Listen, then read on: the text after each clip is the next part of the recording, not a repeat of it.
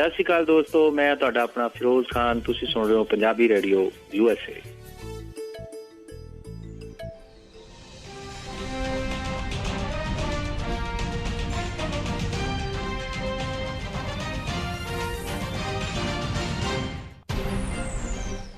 Punjabi radio USA ਸੁਣ ਰਹੇ ਸਾਰੇ ਹੀ ਮਾਣਯੋਗ ਅਤੇ ਸਤਿਕਾਰਤ ਸਰੋਤਿਆਂ ਨੂੰ ਬਹੁਤ ਹੀ ਪਿਆਰ ਸਤਿਕਾਰ ਸਾਹਿਬ ਦੋਨੋਂ ਜੋੜ ਕੇ ਨਿੱਘੀ ਜਿਹੀ ਸਤਿ ਸ੍ਰੀ ਅਕਾਲ ਸਭ ਨੂੰ ਜੀਆਂ ਨੂੰ ਆਖਦੇ ਹਾਂ। ਸੋ ਤੇ ਪ੍ਰੋਗਰਾਮ ਖਬਰ ਤੇ ਨਜ਼ਰ ਦੇ ਵਿੱਚ ਆਪ ਸਭ ਦਾ ਨਿੱਘਾ ਸਵਾਗਤ ਕਰਦੇ ਹਾਂ। ਮੇਰੇ ਨਾਲ ਪ੍ਰੋਗਰਾਮ ਦੇ ਵਿੱਚ ਜੁੜ ਚੁੱਕੇ ਨੇ ਮਿੰਟੂ ਗੁਰੂਸਰੀਆ ਜੀ ਮਲੋਟ ਸਟੂਡੀਓਜ਼ ਤੋਂ। ਮਿੰਟੂ ਜੀ ਨਿੱਘੀ ਜੀ ਆਇਆਂ ਨੂੰ ਪਿਆਰ ਭਰੀ ਸਤਿ ਸ੍ਰੀ ਅਕਾਲ ਜੀ। ਸ਼ੁਕਰੀਆ ਜੀ, ਸਾਰਿਆਂ ਨੂੰ ਸਤਿ ਸ਼੍ਰੀ ਅਕਾਲ। ਸਾਡੇ ਅੱਜ ਦੇ ਪ੍ਰੋਗਰਾਮ ਖਬਰ ਤੇ ਨਜ਼ਰ ਉਸ ਨੂੰ ਸਪਾਂਸਰ ਕਰਦੇ ਨੇ ਖਾਲਸਾ ਇੰਸ਼ੋਰੈਂਸ ਏਜੰਸੀ ਵਾਲੇ, ਜਿਨ੍ਹਾਂ ਦੇ ਕੋਲੋਂ ਤੁਸੀਂ ਹਰ ਇੱਕ ਤਰੀਕੇ ਦੀ ਇੰਸ਼ੋਰੈਂਸ ਕਰਵਾ ਸਕਦੇ ਹੋ। ਇੰਸ਼ੋਰੈਂਸ ਬਾਰੇ ਪਤਾ ਕਰਨ ਲਈ ਕਾਲ ਕਰ ਸਕਦੇ ਹੋ ਨੰਬਰ 408-272-2500 ਦੇ ਉੱਤੇ। ਇਸ ਦੇ ਨਾਲ ਨਾਲ ਕ੍ਰਿਸ਼ਨ ਧਨੋਤਾ ਯੂਬਾ ਸਿਟੀ ਤੋਂ, ਜਸਪਾਲ ਸਿੰਘ ਸੈਕਰਾਮੈਂਟੋ, ਜੱਸੀ ਗਿੱਲ ਪਲੰਬਿੰਗ ਵਾਲੇ Bakersfield, Jagtar Singh Anandpuri Union City, GN tyre and lube ਵਾਲੇ, ਜਿਨ੍ਹਾਂ ਦੇ ਕੋਲੋਂ ਤੁਸੀਂ truck wash, oil change, air ਬ੍ਰੇਕਾਂ ਦਾ ਕੰਮ ਕਰਵਾ ਸਕਦੇ ਹੋ। ਨਵੇਂ ਪੁਰਾਣੇ ਟਾਇਰ ਵਾਜਿਬ ਕੀਮਤਾਂ 'ਤੇ ਖਰੀਦ ਸਕਦੇ ਹੋ। ਸੈਂਟਾਨੈਲਾ ਅਤੇ ਮੰਡੇਰਾ 'ਚ ਇਹਨਾਂ ਦੀਆਂ ਲੋਕੇਸ਼ਨਜ਼ ਹਨ। ਹੋਰ ਜਾਣਕਾਰੀ ਲਈ ਕਾਲ ਨਿੰਮਾ ਸਹੋਤਾ 209-277-0113 2092770113 ਦੇ ਉੱਤੇ। ਇਸ ਦੇ ਨਾਲ ਨਾਲ Chicago pizza with a twist ਵਾਲੇ, ਜਿਨ੍ਹਾਂ ਦੇ ਕੋਲੋਂ ਤੁਸੀਂ ਹਰ ਤਰ੍ਹਾਂ ਦਾ veg, non veg, Indian style pizza order ਕਰ ਸਕਦੇ ਹੋ। ਇਹਨਾਂ ਦੇ ਸਵਾਦੀ ਪੀਜ਼ਿਆਂ ਨੂੰ ਆਰਡਰ ਕਰਨ ਦੇ ਲਈ ਹੋਰ ਜਾਣਕਾਰੀ ਲਈ ਇਹਨਾਂ ਦੀ ਵੈਬਸਾਈਟ ਵਿਜ਼ਿਟ ਕਰੋ www.chicagopizzatwist.com ਦੇ ਉੱਤੇ। 10% ਡਿਸਕਾਊਂਟ ਲੈਣ ਦੇ ਲਈ ਕੂਪਨ ਕੋਡ 1313 ਉਸ ਦਾ ਇਸਤੇਮਾਲ ਕਰ ਸਕਦੇ ਹੋ। ਅਸੀਂ ਇਹਨਾਂ ਸਾਰਿਆਂ ਦਾ ਬਹੁਤ ਬਹੁਤ ਧੰਨਵਾਦ ਕਰਦੇ ਹਾਂ। ਜੇਕਰ ਤੁਸੀਂ ਜਾਂ ਕੋਈ ਹੋਰ ਕਾਰੋਬਾਰ ਵੀ ਇਸ ਪ੍ਰੋਗਰਾਮ ਨੂੰ ਸਪਾਂਸਰ ਕਰਨਾ ਚਾਹੁੰਦੇ ਹੋ, ਸੰਪਰਕ ਕਰ ਸਕਦੇ ਹੋ 408-722-7698 ਦੇ ਉੱਤੇ। ਮਿੰਟੂ ਗੁਰੂਸਰੀਆ ਜੀ, ਗੱਲਬਾਤ ਦਾ ਸਿਲਸਿਲਾ ਸ਼ੁਰੂ ਕਰਦੇ ਹਾਂ। ਕਰਨਾਟਕ ਤੋਂ ਕਹਿੰਦੇ ਸ਼ੁਰੂ ਹੋਈ ਮੋਦੀ ਵਿਰੋਧੀ ਲਹਿਰ ਬਣੀ ਆ ਹੁਣ ਵੱਡੀ ਸਿਆਸੀ ਚਰਚਾ। ਪੰਜਾਬ ਵਿੱਚ ਵੀ ਇਸ ਦਾ ਅਸਰ ਪਾਉਣ ਲੱਗਾ ਆ ਤੇ ਨਾਲੇ ਬਣ ਗਿਆ ਜੀ ਕੋਈ ਨਾ ਕੋਈ ਮੁੱਖ ਮੰਤਰੀ। ਹਾਂ ਬਿਲਕੁਲ, ਮੁੱਖ ਮੰਤਰੀ ਬਣ ਗਿਆ ਉੱਥੇ ਉਹੀ ਕੁਮਾਰ ਸਵਾਮੀ ਜੀ। ਚਰਚਾ ਆਪਾਂ ਕਈ ਵਾਰ ਕੀਤੀ ਆ। ਦੂਜੀ ਵਾਰ ਬਣਿਆ ਉੱਥੇ ਮੁੱਖ ਮੰਤਰੀ ਉਹ। ਅੱਗੇ ਤੇ ਉਹਨੇ 20 ਮਹੀਨੇ ਦਾ ਸਮਾਂ ਕੱਟਿਆ ਸੀ। ਉਸ ਤੋਂ ਬਾਅਦ ਕਿਉਂਕਿ ਭਾਰਤੀ ਜਨਤਾ ਪਾਰਟੀ ਨਾਲ ਸੌਦਾ ਵੱਜਿਆ ਸੀਗਾ, ਕਹਿੰਦਾ ਕਿ ਸਮਾਂ ਮੈਂ ਮੁੱਖ ਮੰਤਰੀ ਪੁਣਾ ਕਰੂੰਗਾ, ਬਾਕੀ ਸਮਾਂ ਤੁਸੀਂ ਕਰ ਲਿਓ। ਬਾਅਦ ਦੇ ਵਿੱਚ ਲੱਗ ਚੁੱਕਿਆ ਤੇ ਉਹ ਸਰਕਾਰ ਜਿਹੜੀ ਆ ਉਹ ਡਿੱਗ ਪਈ ਸੀਗੀ। ਤਾਂ ਐਤਕੀ ਦੂਜੀ ਦਫਾ ਬਣਿਆ, ਐਤਕੀ ਕਾਂਗਰਸ ਦੀ ਸਪੋਰਟ ਦੇ ਨਾਲ ਬਣਿਆ। ਹੁਣ ਦੇਖੋ ਇਹ ਸਪੋਰਟ ਕਿੰਨਾ ਕੁ ਚਿਰ ਚੱਲਦੀ, ਕਿ 2019 ਲੱਗ ਗਏ ਆ। ਇਸ ਕਰਕੇ ਲੱਗਦਾ ਕਿ ਇਹ ਸਿਆਸੀ ਸੌਦੇਬਾਜ਼ੀ ਹੈ ਜਿਹੜੀ ਉਹ ਨਹੀਂ ਵੀ ਜਾਣੀ ਆ। ਤਾਂ ਬਹਰਹਾਲ ਜਿਹੜਾ ਉੱਥੇ ਇਕੱਠ ਹੋਇਆ ਇਸ ਹਲਫੀਆ ਸਮਾਗਮ ਦੇ ਦੌਰਾਨ, ਉਹ ਜਿਹੜਾ ਸਮਾਗਮ ਸੀਗਾ ਉਹ 2019 ਦਾ ਸਿਨਾਰੀਓ ਹੈ ਜਿਹੜਾ ਤਕਰੀਬਨ ਸਾਫ਼ ਕਰ ਗਿਆ। ਕਿਉਂਕਿ ਜਿਹੜਾ ਇਹ ਸਹੁੰ ਚੁੱਕ ਸਮਾਗਮ ਸੀ, ਇਹਦੇ 'ਚ ਸ਼ਰਦ ਪਵਾਰ ਆਇਆ ਸੀਗਾ NCP ਵਾਲਾ, ਸੋਨੀਆ ਗਾਂਧੀ ਤੇ ਹੈ ਹੀ ਸੀ, ਮਾਇਆਵਤੀ ਸੀਗੀ, ਅਜੀਤ ਸਿੰਘ ਹੈ ਰਾਸ਼ਟਰੀ ਲੋਕ ਦਲ ਵਾਲਾ, ਉਹ ਵੀ ਆਇਆ। ਉਹਦੇ ਕੋਲ ਵੈਸੇ ਝੁੱਗੇ 'ਚ ਵਿਧਾਇਕ ਕੀ ਆ UP 'ਚੋਂ ਆ ਵੀ ਜੀ। ਫਿਰ ਇਹ ਤੋਂ ਇਲਾਵਾ ਕਾਮਰੇਡਾਂ ਦਾ ਸੀਤਾਰਾਮ ਯੇਚਰੀ, ਉਹ ਵੀ ਉੱਥੇ ਹਾਜ਼ਰ ਸੀਗਾ। ਕਾਮਰੇਡਾਂ ਦੇ ਪੱਲੇ ਕੁੱਲ ਮਿਲਾ ਕੇ ਇੰਡੀਆ 'ਚ 142 ਵਿਧਾਇਕ ਹੈ ਤੇ ਇਸ ਸਮੇਂ 9 ਮੈਂਬਰ ਪਾਰਲੀਮੈਂਟ ਹੈ। ਇਸ ਤੋਂ ਇਲਾਵਾ ਜਿਹੜਾ ਤੇਜਸਵੀ ਯਾਦਵ ਹੈ, ਜਿਹੜਾ ਲਾਲੂ ਪ੍ਰਸਾਦ ਯਾਦਵ ਦਾ ਫਰਜ਼ੰਦ ਆ, ਉਹ ਵੀ ਉੱਥੇ ਹਾਜ਼ਰ ਸੀਗਾ। ਸੋਨੀਆ ਗਾਂਧੀ ਦੇ ਚੁੱਕ ਕੇ ਪੈਰਾਂ ਨੂੰ ਹੱਥ ਲਾਉਂਦਾ ਪਿਆ ਸੀ। ਫਿਰ ਇਹ ਤੋਂ ਇਲਾਵਾ ਅਖਿਲੇਸ਼ ਯਾਦਵ, ਅਰਵਿੰਦ ਕੇਜਰੀਵਾਲ, ਚੰਦਰ ਬਾਬੂ ਨਾਇਡੂ TDP ਵਾਲਾ, ਔਰ ਇਸ ਤੋਂ ਇਲਾਵਾ ਬੀਬੀ ਮਮਤਾ ਬੈਨਰਜੀ। ਯਾਨੀ ਤਕਰੀਬਨ ਉਹ ਸਾਰੇ ਚਿਹਰੇ ਉੱਥੇ ਮੌਜੂਦ ਸਨ, ਜਿਨ੍ਹਾਂ ਨੂੰ ਆਪਾਂ ਮੰਨ ਕੇ ਚੱਲਦੇ ਹਾਂ ਕਿ ਆਉਣ ਵਾਲੇ ਸਮੇਂ ਦੇ ਵਿੱਚ ਭਾਰਤੀ ਜਨਤਾ ਪਾਰਟੀ ਦਾ ਰਾਹ ਰੋਕਣ ਲਈ ਇਹ ਇੱਕ ਫਰੰਟ ਬਣਾ ਕੇ ਇਕੱਠੇ ਹੋ ਸਕਦੇ। ਇਹ ਤਕਰੀਬਨ ਤੈਅ ਆ ਕਿ ਇਹਨਾਂ ਚੀਜ਼ਾਂ ਤੇ ਹੁਣ ਸਾਰਾ ਕੁਛ ਹੈ ਜਿਹੜਾ ਉਹ ਲੱਗਦਾ ਹੈ ਕਿ ਆ ਕੇ ਰੌਲਾ ਨਿਬੜ ਜਾਣਾ। ਇਹ ਲਹਿਰ ਜਿਹੜੀ ਆ ਹੌਲੀ ਹੌਲੀ ਅੱਗੇ ਵਧੇਗੀ। ਪਰ ਸਭ ਤੋਂ ਵੱਡੀ ਗੱਲ ਤੇ ਇਹ ਆ ਕਿ ਇਕੱਲਾ ਮੋਦੀ ਵਿਰੋਧੀ ਹੋਣਾ ਹੀ ਇਸ ਭਾਰਤ ਲਈ ਸਭ ਕੁਛ ਹੈ। ਜਿਵੇਂ ਕਹਿੰਦੇ ਆ ਕਿ ਮੋਦੀ ਨੂੰ ਹਰਾਉਣਾ ਹੀ ਲਾਜ਼ਮੀ ਆ। ਨਰਿੰਦਰ ਮੋਦੀ ਇਸ ਦੇਸ਼ ਦੀ ਸਮੱਸਿਆ ਇੱਕੋ ਇੱਕ ਨਹੀਂ ਹੈ। ਨਰਿੰਦਰ ਮੋਦੀ ਤੋਂ ਇਲਾਵਾ ਵੀ ਬਹੁਤ ਸਾਰੀਆਂ ਸਮੱਸਿਆਵਾਂ। ਇਹ ਜਿੰਨੇ ਚਿਹਰੇ ਉੱਥੇ ਖਲੋਤੇ ਸੀ ਮੰਚ ਤੇ, ਇਹਨਾਂ ਸਾਰੇ ਚਿਹਰਿਆਂ ਨੂੰ ਇੱਕ ਸਵਾਲ ਕੀਤਾ ਜਾਣਾ ਚਾਹੀਦਾ ਸੀਗਾ ਕਿ ਜਦੋਂ ਲੋਕ ਨੋਟਬੰਦੀ ਦੇ ਦੌਰਾਨ ਖੱਜਲ ਹੋ ਰਹੇ ਸੀਗੇ, ਜਾਂ ਜਦੋਂ ਗਊ ਰਾਖੇ ਘੱਟ ਗਿਣਤੀਆਂ ਵਾਲਿਆਂ ਨੂੰ ਕੁੱਟ ਕੇ ਉਹਨਾਂ ਦੀ ਤਹਿ ਲਾਈ ਜਾਂਦੇ ਸੀਗੇ, ਹੋਰ ਕਿੰਨੀਆਂ ਮੁਸੀਬਤਾਂ ਇਸ ਮੁਲਕ ਤੇ ਝੁੱਲੀਆਂ ਨੇ ਇਹਨਾਂ 4 ਸਾਲਾਂ ਦੇ ਦੌਰਾਨ। ਤੁਸੀਂ ਉਦੋਂ ਕਿੱਥੇ ਸੀਗੇ? ਆ ਤੁਹਾਡੀ ਏਕਤਾ ਕਿਹੜੀ ਕਬਰ 'ਚ ਸੁੱਤੀ ਪਈ ਸੀਗੀ? ਅੱਜ ਤੁਹਾਡੀ ਏਕਤਾ ਜਿਹੜੀ ਉਹ ਬਾਹਰ ਆ ਗਈ ਹੈ। ਮੋਦੀ ਵਿਰੋਧੀ ਇਹ ਚੀਜ਼ਾਂ ਦੇਖੋ ਸੁਣਦਿਆਂ ਲੋਕ 70 ਸਾਲ ਦਾ ਸਫ਼ਰ ਤੈਅ ਕਰ ਆਏ ਆ ਕਿ ਫਲਾਣੇ ਦਾ ਵਿਰੋਧੀ ਟਮਕਾਣੇ ਦਾ ਵਿਰੋਧੀ। ਅੱਗੇ ਵੀ ਤਾਂ ਹੋਇਆ ਸੀਗਾ ਨਾ, ਇੰਡੀਆ 'ਚ 71 'ਚ ਵੀ ਏਦਾਂ ਹੋਇਆ, 77 'ਚ ਵੀ ਏਦਾਂ ਹੋਇਆ, 1999 'ਚ ਵੀ ਏਦਾਂ ਹੋਇਆ। ਔਰ ਉਦੋਂ ਜੋ ਹੋਇਆ ਉਹ ਸਿਰਫ ਇੰਨਾ ਕੁ ਉਲਟ ਸੀਗਾ ਕਿ ਉਦੋਂ ਕਾਂਗਰਸ ਦੇ ਖਿਲਾਫ ਹੋਇਆ। ਐਤਕੀ ਭਾਰਤੀ ਜਨਤਾ ਪਾਰਟੀ ਦੇ ਖਿਲਾਫ ਹੋ ਰਿਹਾ ਕਿ ਸਾਰੇ ਜਿੰਨੇ ਵੀ ਸਿਆਸੀ ਵਿਰੋਧੀ ਆ ਉਹ ਇਕਜੁੱਟ ਹੁੰਦੇ ਪਏ ਆ ਕਿ ਨਰਿੰਦਰ ਮੋਦੀ ਦਾ ਰਸਤਾ ਰੋਕਣਾ। ਪਰ ਸਭ ਤੋਂ ਵੱਡੀ ਗੱਲ ਇਹ ਹੈ ਕਿ ਤੁਸੀਂ ਲੋਕਾਂ ਦੀਆਂ ਮੁਸੀਬਤਾਂ 'ਚ ਲੋਕਾਂ ਦੇ ਨਾਲ ਕਿੰਨਾ ਕੁ ਖਲੋਤੇ, ਉਹਨਾਂ ਲੋਕਾਂ ਦੇ ਨਾਲ ਜਿਨ੍ਹਾਂ ਲੋਕਾਂ ਨੇ ਹੁਣ ਤੁਹਾਨੂੰ ਵੋਟਾਂ ਦੇਣੀਆਂ ਜਾਂ ਜਿਨ੍ਹਾਂ ਲੋਕਾਂ ਤੋਂ ਹੁਣ ਤੁਸੀਂ ਵੋਟਾਂ ਮੰਗਣੀਆਂ। ਇਹ ਕਿਹੜੇ ਮੂੰਹ ਦੇ ਨਾਲ ਵੋਟਾਂ ਮੰਗਣਗੇ, ਕਿਹੜੇ ਮੂੰਹ ਨਾਲ ਲੋਕ ਵੋਟਾਂ ਪਾਉਣਗੇ, ਉਹ ਸਮਝ ਤੋਂ ਪਰੇ ਆ। ਪਰ ਖੈਰ ਇੱਕੋ ਇੱਕ ਏਜੰਡਾ ਹਾਲ ਦੀ ਘੜੀ ਹੈਗਾ ਕਿ ਜੀ ਇਹ ਮੋਦੀ ਵਿਰੋਧੀ ਆ। ਦੂਜੇ ਪਾਸੇ ਜਿਹੜੀ ਤੁਸੀਂ ਪੰਜਾਬ ਦੀ ਗੱਲ ਕੀਤੀ ਆ, ਪੰਜਾਬ ਦੇ ਵਿੱਚ ਇਹਦਾ ਅਸਰ ਜਿਹੜਾ ਆ ਉਹ ਪੈ ਚੁੱਕਾ। ਔਰ ਸਭ ਤੋਂ ਪਹਿਲਾਂ ਜਿਹੜਾ ਅਸਰ ਪਿਆ ਉਹ ਪਿਆ ਵਾ ਆਮ ਆਦਮੀ ਪਾਰਟੀ ਤੇ, ਕਿਉਂਕਿ ਦੇਖੋ ਆਮ ਆਦਮੀ ਪਾਰਟੀ ਦਾ ਉੱਥੇ ਅਰਵਿੰਦ ਕੇਜਰੀਵਾਲ ਪਹੁੰਚਿਆ ਹੋਇਆ ਸੀਗਾ। ਤਾਂ ਦਿੱਲੀ ਤੋਂ ਬਾਅਦ ਜੇ ਕਿਤੇ ਕੋਈ ਮਾੜੀ ਮੋਟੀ ਸਿਆਸੀ ਹੋਂਦ ਰੱਖਦੀ ਆਮ ਆਦਮੀ ਪਾਰਟੀ ਤੇ ਉਹ ਹੈ ਪੰਜਾਬ। ਪੰਜਾਬ ਦੇ ਵਿੱਚ ਸੁਖਪਾਲ ਸਿੰਘ ਖਹਿਰਾ ਹੈ। ਸੁਖਪਾਲ ਸਿੰਘ ਖਹਿਰਾ ਨੇ ਨਾਲ ਦੀ ਨਾਲ ਕਹਿ ਦਿੱਤਾ ਕਿ ਜੇ ਇਸ ਤਰ੍ਹਾਂ ਦਾ ਕੋਈ ਫਰੰਟ ਬਣਦਾ, ਇਸ ਤਰ੍ਹਾਂ ਦਾ ਕੋਈ ਧੜਾ ਬਣਦਾ ਤਾਂ ਇੱਕ ਬਹੁਤ ਵਧੀਆ ਚੀਜ਼ ਹੋਏਗੀ, ਖਾਸ ਤੌਰ ਤੇ ਇਹੋ ਜਿਹੀਆਂ ਤਾਕਤਾਂ ਨੂੰ ਰੋਕਣ ਲਈ। ਤਾਂ ਤੁਰੰਤ ਫਿਰ ਰਿਐਕਸ਼ਨ ਹੈ ਜਿਹੜਾ ਉਹ ਫੂਲਕਾ ਸਾਹਿਬ ਦਾ ਆ ਗਿਆ। ਫੂਲਕਾ ਸਾਹਿਬ ਕਹਿੰਦੇ ਕਿ ਜੇ ਕਾਂਗਰਸ ਦੇ ਨਾਲ ਕੋਈ ਅਲਾਇੰਸ ਕੀਤਾ ਤੇ ਫਿਰ ਮੇਰਾ ਅਸਤੀਫਾ ਤਾੜ ਦੇ ਨਹੀਂ ਆ ਜਾਣਾ ਜੀ। ਤੇ ਉਧਰ ਅਕਾਲੀ ਕਹਿੰਦੇ ਕਿ ਜੇ ਅਸਤੀਫਾ ਦੇਣਾ ਹੋਇਆ ਨਾ ਕਰੋ, ਸਿਰ ਬੈਕ ਗੇਟ 'ਚ ਦਿਓ, ਕਿਉਂਕਿ ਕਾਂਗਰਸ ਦੇ ਨਾਲ ਆਲਰੇਡੀ ਤੁਹਾਡਾ ਪਹਿਲਾਂ ਦਿੱਲੀ 'ਚ ਸਮਝੌਤਾ ਹੋ ਚੁੱਕਾ ਇੱਕ ਦਫਾ। ਸੋ ਇਹ ਸਾਰਾ ਕੁਛ ਹੈ ਜਿਹੜਾ ਉਹ ਇੱਥੇ ਪੰਜਾਬੀ ਰਾਜਨੀਤੀ 'ਚ ਵੀ ਹੋਇਆ। ਔਰ ਲੱਗਦਾ ਤੇ ਇਹੋ ਆ ਕਿ ਇੱਕ ਧੜਾ ਜਿਹੜਾ ਆਮ ਆਦਮੀ ਪਾਰਟੀ ਦਾ, ਜੇ ਆਪਾਂ ਹਾਲ ਦੀ ਘੜੀਆਂ 'ਚ ਫੂਲਕਾ ਸਾਹਿਬ ਨੂੰ ਛੱਡ ਦਈਏ ਕਿਉਂਕਿ ਉਹ ਵੀ ਇੱਕ ਛੋਟਾ ਜਿਹਾ ਧੜਾ ਤੇ ਰੱਖਦੇ ਹੀ ਆ, ਤਾਂ ਬਹੁਤਾ ਧੜਾ ਜਿਹੜਾ ਵੱਡਾ ਧੜਾ ਜਿਹਨੂੰ ਉਹ ਕਹਿੰਦੀ ਕਿ ਸ਼ਾਇਦ ਇਸ ਗੱਲ 'ਚ ਖੁਸ਼ ਆ ਕਿ ਕਾਂਗਰਸ ਦੇ ਨਾਲ ਜੇ ਅਲਾਇੰਸ ਹੋ ਜਾਂਦਾ ਇਸ ਤਰ੍ਹਾਂ ਦਾ ਆਮ ਆਦਮੀ ਪਾਰਟੀ ਦਾ ਤੇ ਸਾਰਾ ਕੰਮ ਚੱਲ ਜੂਗਾ। ਸੋ ਦੇਖਦੇ ਹੁਣ ਅੱਗੇ ਕੀ ਬਣਦਾ। ਬਹਰਹਾਲ ਚਰਚਾ ਸ਼ੁਰੂ ਹੋ ਚੁੱਕੀ ਹੈ, ਇਕੱਲੀ ਚਰਚਾ ਹੀ ਨਹੀਂ ਸ਼ੁਰੂ ਹੋਈ, ਇਹਦੇ ਤੇ ਇੱਕ ਦੂਜੇ ਨੂੰ ਮਿਹਣੇ ਦੇਣੇ ਜਾਂ ਇੱਕ ਦੂਜੇ ਦੇ ਬਿਆਨ ਕੱਟਣੇ ਪਲਟਣੇ ਉਹ ਵੀ ਸ਼ੁਰੂ ਹੋ ਚੁੱਕੇ ਆ। ਜੀ ਜੀ ਜੀ ਅਗਲੀ ਜਿਹੜੀ ਆਪਾਂ ਮਿੰਟੂ ਜੀ ਗੱਲ ਕਰਦੇ ਹਾਂ ਵੀ ਮੱਛੀਆਂ ਮਾਰਨ ਵਾਲੀ ਮਿੱਲ ਤੇ ਪ੍ਰਦੂਸ਼ਣ ਕੰਟਰੋਲ ਬੋਰਡ ਦੀ ਵੱਡੀ ਕਾਰਵਾਈ। ਅੱਜ ਇਹਨਾਂ ਦੀ ਪੇਸ਼ੀ ਸੀਗੀ ਪੰਜਾਬ ਪ੍ਰਦੇਸ਼ ਪ੍ਰਦੂਸ਼ਣ ਕੰਟਰੋਲ ਬੋਰਡ ਦੇ ਸਾਹਮਣੇ ਜੀ। ਉਸ ਕੰਟਰੋਲ ਬੋਰਡ ਦੇ ਸਾਹਮਣੇ ਜਿਹੜਾ ਕਿ ਹਾਲੇ ਤੱਕ ਤੇ ਕੰਟਰੋਲ ਹੀ ਨਜ਼ਰ ਆਉਂਦਾ ਸੀਗਾ, ਬੜਾ ਬਜਮਾ ਜਿਹਾ ਪੈਰ ਚੁੱਕਦਾ ਸੀਗਾ। ਤਾਂ ਦੇਖੋ ਜਦੋਂ ਸਥਿਤੀਆਂ ਇਹਨਾਂ ਦੇ ਹੱਥਾਂ ਚੋਂ ਬਾਹਰ ਨਿਕਲ ਗਈਆਂ, NGT ਤੱਕ ਗੱਲ ਚਲੇ ਗਈ, ਕੌਮੀ ਮੀਡੀਆ ਦਾ ਹਿੱਸਾ ਬਣ ਗਈ, ਇੱਕ ਬਹੁਤ ਵੱਡੀ ਲੋਕ ਦਬਾਅ ਦੀ ਇਸ ਸਮੇਂ ਹਵਾ ਵਗ ਪਈ, ਤਾਂ ਫਿਰ ਇਹ ਸਾਰਾ ਕੁਛ ਹੈ ਜਿਹੜਾ ਉਹ ਚਾਲੂ ਹੋ ਗਿਆ ਯਕਦਮ। ਇਹ ਉਹੀ ਪ੍ਰਦੂਸ਼ਣ ਕੰਟਰੋਲ ਬੋਰਡ ਆ ਜਿਹੜਾ ਸ਼ੁਰੂ ਦੇ ਵਿੱਚ ਕਹਿੰਦਾ ਸੀਗਾ ਕਿ ਇਹ ਦੁਰਘਟਨਾ ਹੈ।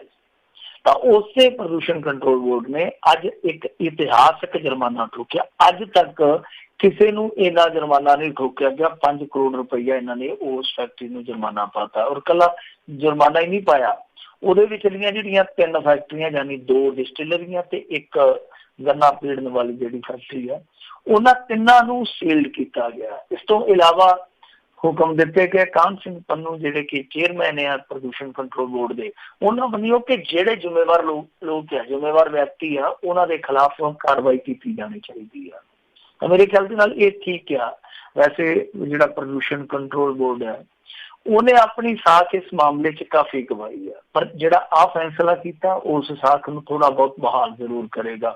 ਪਰ ਜਿਹੜੀ ਕਾਰਵਾਈ ਦੀ ਗੱਲ ਹੈ ਪੰਨੂ ਸਾਹਿਬ ਕਹਿੰਦੇ ਆ, ਤਾਂ ਮੇਰੇ ਖਿਆਲ ਦੇ ਨਾਲ ਇਹ ਕਾਰਵਾਈ ਕਹਿੰਦੀ ਇਸ ਮਿੱਲ ਤੇ ਜਾਂ ਇਸ ਮਿੱਲ ਦੇ ਲਈ ਜਿਹੜੇ ਜ਼ਿੰਮੇਵਾਰ ਲੋਕ ਆ ਉਹਨਾਂ ਤੇ ਨਹੀਂ ਹੋਣੀ ਚਾਹੀਦੀ। ਇਹ ਕਾਰਵਾਈ ਤੇ ਉਹਨਾਂ ਸਾਰੇ ਲੋਕਾਂ ਤੇ ਹੋਣੀ ਚਾਹੀਦੀ ਆ ਜਿਨ੍ਹਾਂ ਨੇ ਸਾਡੇ ਪਾਵਨ ਪਾਣੀ ਨੂੰ ਪਲੀਟ ਕੀਤਾ ਜਾਂ ਕਰਦੇ ਪਏ ਆ। ਮੈਂ ਬੜਾ ਹੈਰਾਨ ਆ ਕਿ ਬਹੁਤ ਚਲਾਕੀ ਦੇ ਨਾਲ ਸਾਰੀ ਗੇਮ ਜਿਹੜੀ ਆ ਉਹ ਚੱਡਾ ਫੈਮਿਲੀ ਦੇ ਦੁਆਲੇ ਘੁਮਾਈ ਜਾ ਰਹੀ ਆ। ਇਹ ਨਹੀਂ ਗੱਲ ਕੀਤੀ ਜਾ ਰਹੀ ਕਿ ਲੁਧਿਆਣੇ ਦਾ ਗੰਦ ਕਿੰਨਾ ਆ ਰਿਹਾ, ਕਿੰਨੀਆਂ ਹੋਰ ਫੈਕਟਰੀਆਂ ਨੇ, ਕਿਉਂਕਿ ਜਿੰਨੀਆਂ ਵੀ ਡਿਸਟਿਲਰੀਆਂ ਨੇ ਸ਼ਰਾਬ ਇਸੇ ਤਰ੍ਹਾਂ ਹੀ ਡਰੇਨਾਂ 'ਚ ਪੈਂਦਾ ਜਾਂ ਦਰਿਆਵਾਂ 'ਚ ਪੈਂਦਾ। ਉਹ ਡਿਸਟਿਲਰੀਆਂ ਬਹੁਤਾ ਜ਼ਿਆਦਾ ਜਿਹੜੀਆਂ ਉਹ ਹੈਗੀਆਂ ਪੋਲੀਟੀਕਲ ਲੋਕਾਂ ਦੀਆਂ। ਔਰ ਰਾਣਾ ਗੁਰਜੀਤ ਦੀ ਫੈਕਟਰੀ ਨੂੰ ਵੀ ਮੇਰੇ ਖਿਆਲ ਦੇ ਨਾਲ ਲੋਸ ਹੋ ਗਿਆ ਅੱਜ ਦੀ ਘੜੀ। ਸੋ ਇਹ ਜਿਹੜੀਆਂ ਹੋਰ ਡਿਸਟਿਲਰੀਆਂ ਜਾਂ ਜਿਹੜੀਆਂ ਫੈਕਟਰੀਆਂ ਜਿਹੜੀਆਂ ਪਾਣੀਆਂ ਨੂੰ ਪਲੀਟ ਕਰਦੀਆਂ, ਉਹਨਾਂ ਤੇ ਅੱਜ ਤੱਕ ਕਿਉਂ ਨਹੀਂ ਕਾਰਵਾਈ ਹੋਈ?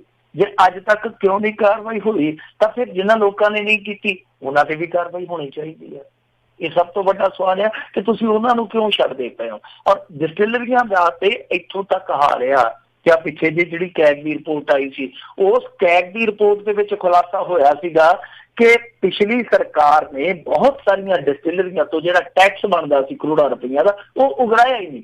ਉਗਰਾਇਆ ਇਸ ਕਰਕੇ ਨਹੀਂ ਕਿਉਂਕਿ ਬਹੁਤੀਆਂ ਜਿਹੜੀਆਂ ਡਿਸਟਿਲਰੀਆਂ ਸੀਗੀਆਂ ਉਹ ਸੀਗੀਆਂ ਪੋਲੀਟੀਸ਼ੀਅਨਸ ਦੀਆਂ। ਹੁਣ ਇਹ ਸਭ ਤੋਂ ਜ਼ਰੂਰੀ ਹੈ ਕਿ ਇਹਨਾਂ ਸਾਰੀਆਂ ਡਿਸਟਿਲਰੀਆਂ ਦੀ ਚੈਕਿੰਗ ਹੋਵੇ, ਪੈਮਾਇਸ਼ ਹੋਵੇ ਕਿ ਉਹ ਆਪਣੀ ਵੇਸਟੇਜ ਸੁੱਟਦੇ ਆ, ਕਿੱਥੇ ਵੇਲੇ ਲਾਉਂਦੇ ਆ, ਕਿ ਉਹ ਸੋਧ ਕੇ ਸੁੱਟਦੇ ਆ ਜਾਂ ਉਹ ਸਿੱਧਾ ਪੌਣ ਪਾਣੀ ਨੂੰ ਸੋਧਾ ਲਾਈ ਜਾਂਦੇ ਆ। ਇਹ ਸਾਰੀਆਂ ਚੀਜ਼ਾਂ ਵੇਖਣੀਆਂ ਚਾਹੀਦੀਆਂ। ਔਰ ਪ੍ਰਦੂਸ਼ਣ ਕੰਟਰੋਲ ਬੋਰਡ ਕੋਲ ਬਹੁਤ ਵੱਡੀ ਅਥਾਰਟੀ ਆ, ਇਹ ਬਹੁਤ ਵੱਡਾ ਜੁਰਮਾਨਾ ਲਾ ਸਕਦੇ ਆ, ਕੇਸ ਬਣਾ ਸਕਦੇ, ਸਭ ਕੁਛ ਕਰ ਸਕਦੇ ਆ। ਤਾਂ ਹੁਣ ਇਹ ਸਵਾਲ ਸਭ ਤੋਂ ਵੱਡਾ ਆ ਕਿ ਅੱਜ ਤੱਕ ਪ੍ਰਦੂਸ਼ਣ ਕੰਟਰੋਲ ਬੋਰਡ ਨੇ ਹਾਰਨਾ ਤੱਕ ਆਪਣੀ ਮੁਹਿੰਮ ਰੱਖੀ, ਪੋਲੀਥੀਨ ਤੱਕ ਆਪਣੀ ਮੁਹਿੰਮ ਰੱਖੀ, ਜਾਂ ਵੱਧ ਤੋਂ ਵੱਧ ਪਰਾਲੀ ਨਾ ਸਾੜੋ ਹੱਥ ਜੋੜਨ ਵਾਲੀ ਇਹਨਾਂ ਨੇ ਲਹਿਰ ਚਲਾਈ ਰੱਖੀ ਹੈ। ਤਾਂ ਇਸ ਪਾਸੇ ਧਿਆਨ ਕਿਉਂ ਨਹੀਂ ਦਿੱਤਾ, ਤਵੱਜੋ ਕਿਉਂ ਨਹੀਂ ਦਿੱਤੀ? ਇਹਨਾਂ ਸਾਰੀਆਂ ਚੀਜ਼ਾਂ ਦਾ ਜਵਾਬ ਜਿਹੜਾ ਪ੍ਰਦੂਸ਼ਣ ਕੰਟਰੋਲ ਬੋਰਡ ਕੋਲੋਂ ਵੀ ਲੋਕ ਮੰਗਣਗੇ। ਬਹਰਹਾਲ ਜੁਰਮਾਨਾ ਹੋ ਗਿਆ, ਪਰ ਕੁਛ ਲੋਕ ਇਸ ਜੁਰਮਾਨੇ ਤੋਂ ਵੀ ਖੁਸ਼ ਨਹੀਂ ਹੈ। ਉਹ ਕਹਿੰਦੇ ਆ ਕਿ ਦੇਖੋ ਇਹ ਜੁਰਮਾਨਾ ਜਿਹੜਾ 5 ਕਰੋੜ ਇਸ ਪਾਰਟੀ ਦੀ ਕੋਈ ਬਹੁਤੀ ਵੱਡੀ ਰਕਮ ਨਹੀਂ ਹੈ। ਸਭ ਤੋਂ ਜ਼ਰੂਰੀ ਹੈ ਕਿ ਇਹਨਾਂ ਲੋਕਾਂ ਦੇ ਖਿਲਾਫ ਕਾਰਵਾਈ ਹੋਵੇ।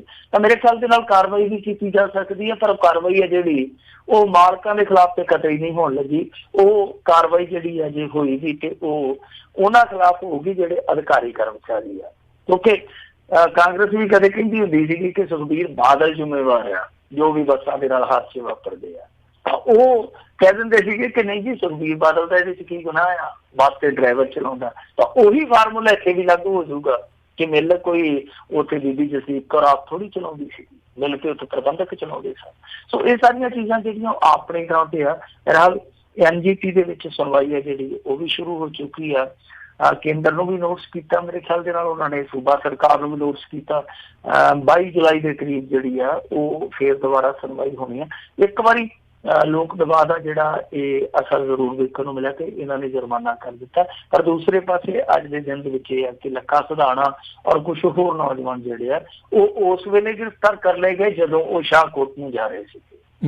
ਜੀ ਜੀ ਜੀ ਅਗਲੀ ਜਿਹੜੀ ਆਪਾਂ ਗੱਲ ਕਰੀਏ ਵੀ 80 ਸਾਲ ਦੇ ਬਾਬੇ ਨੂੰ ਓਲਡ ਏਜ ਹੋਮ ਦੀ ਥਾਂ ਮਿਲੀ ਜੇਲ੍ਹ।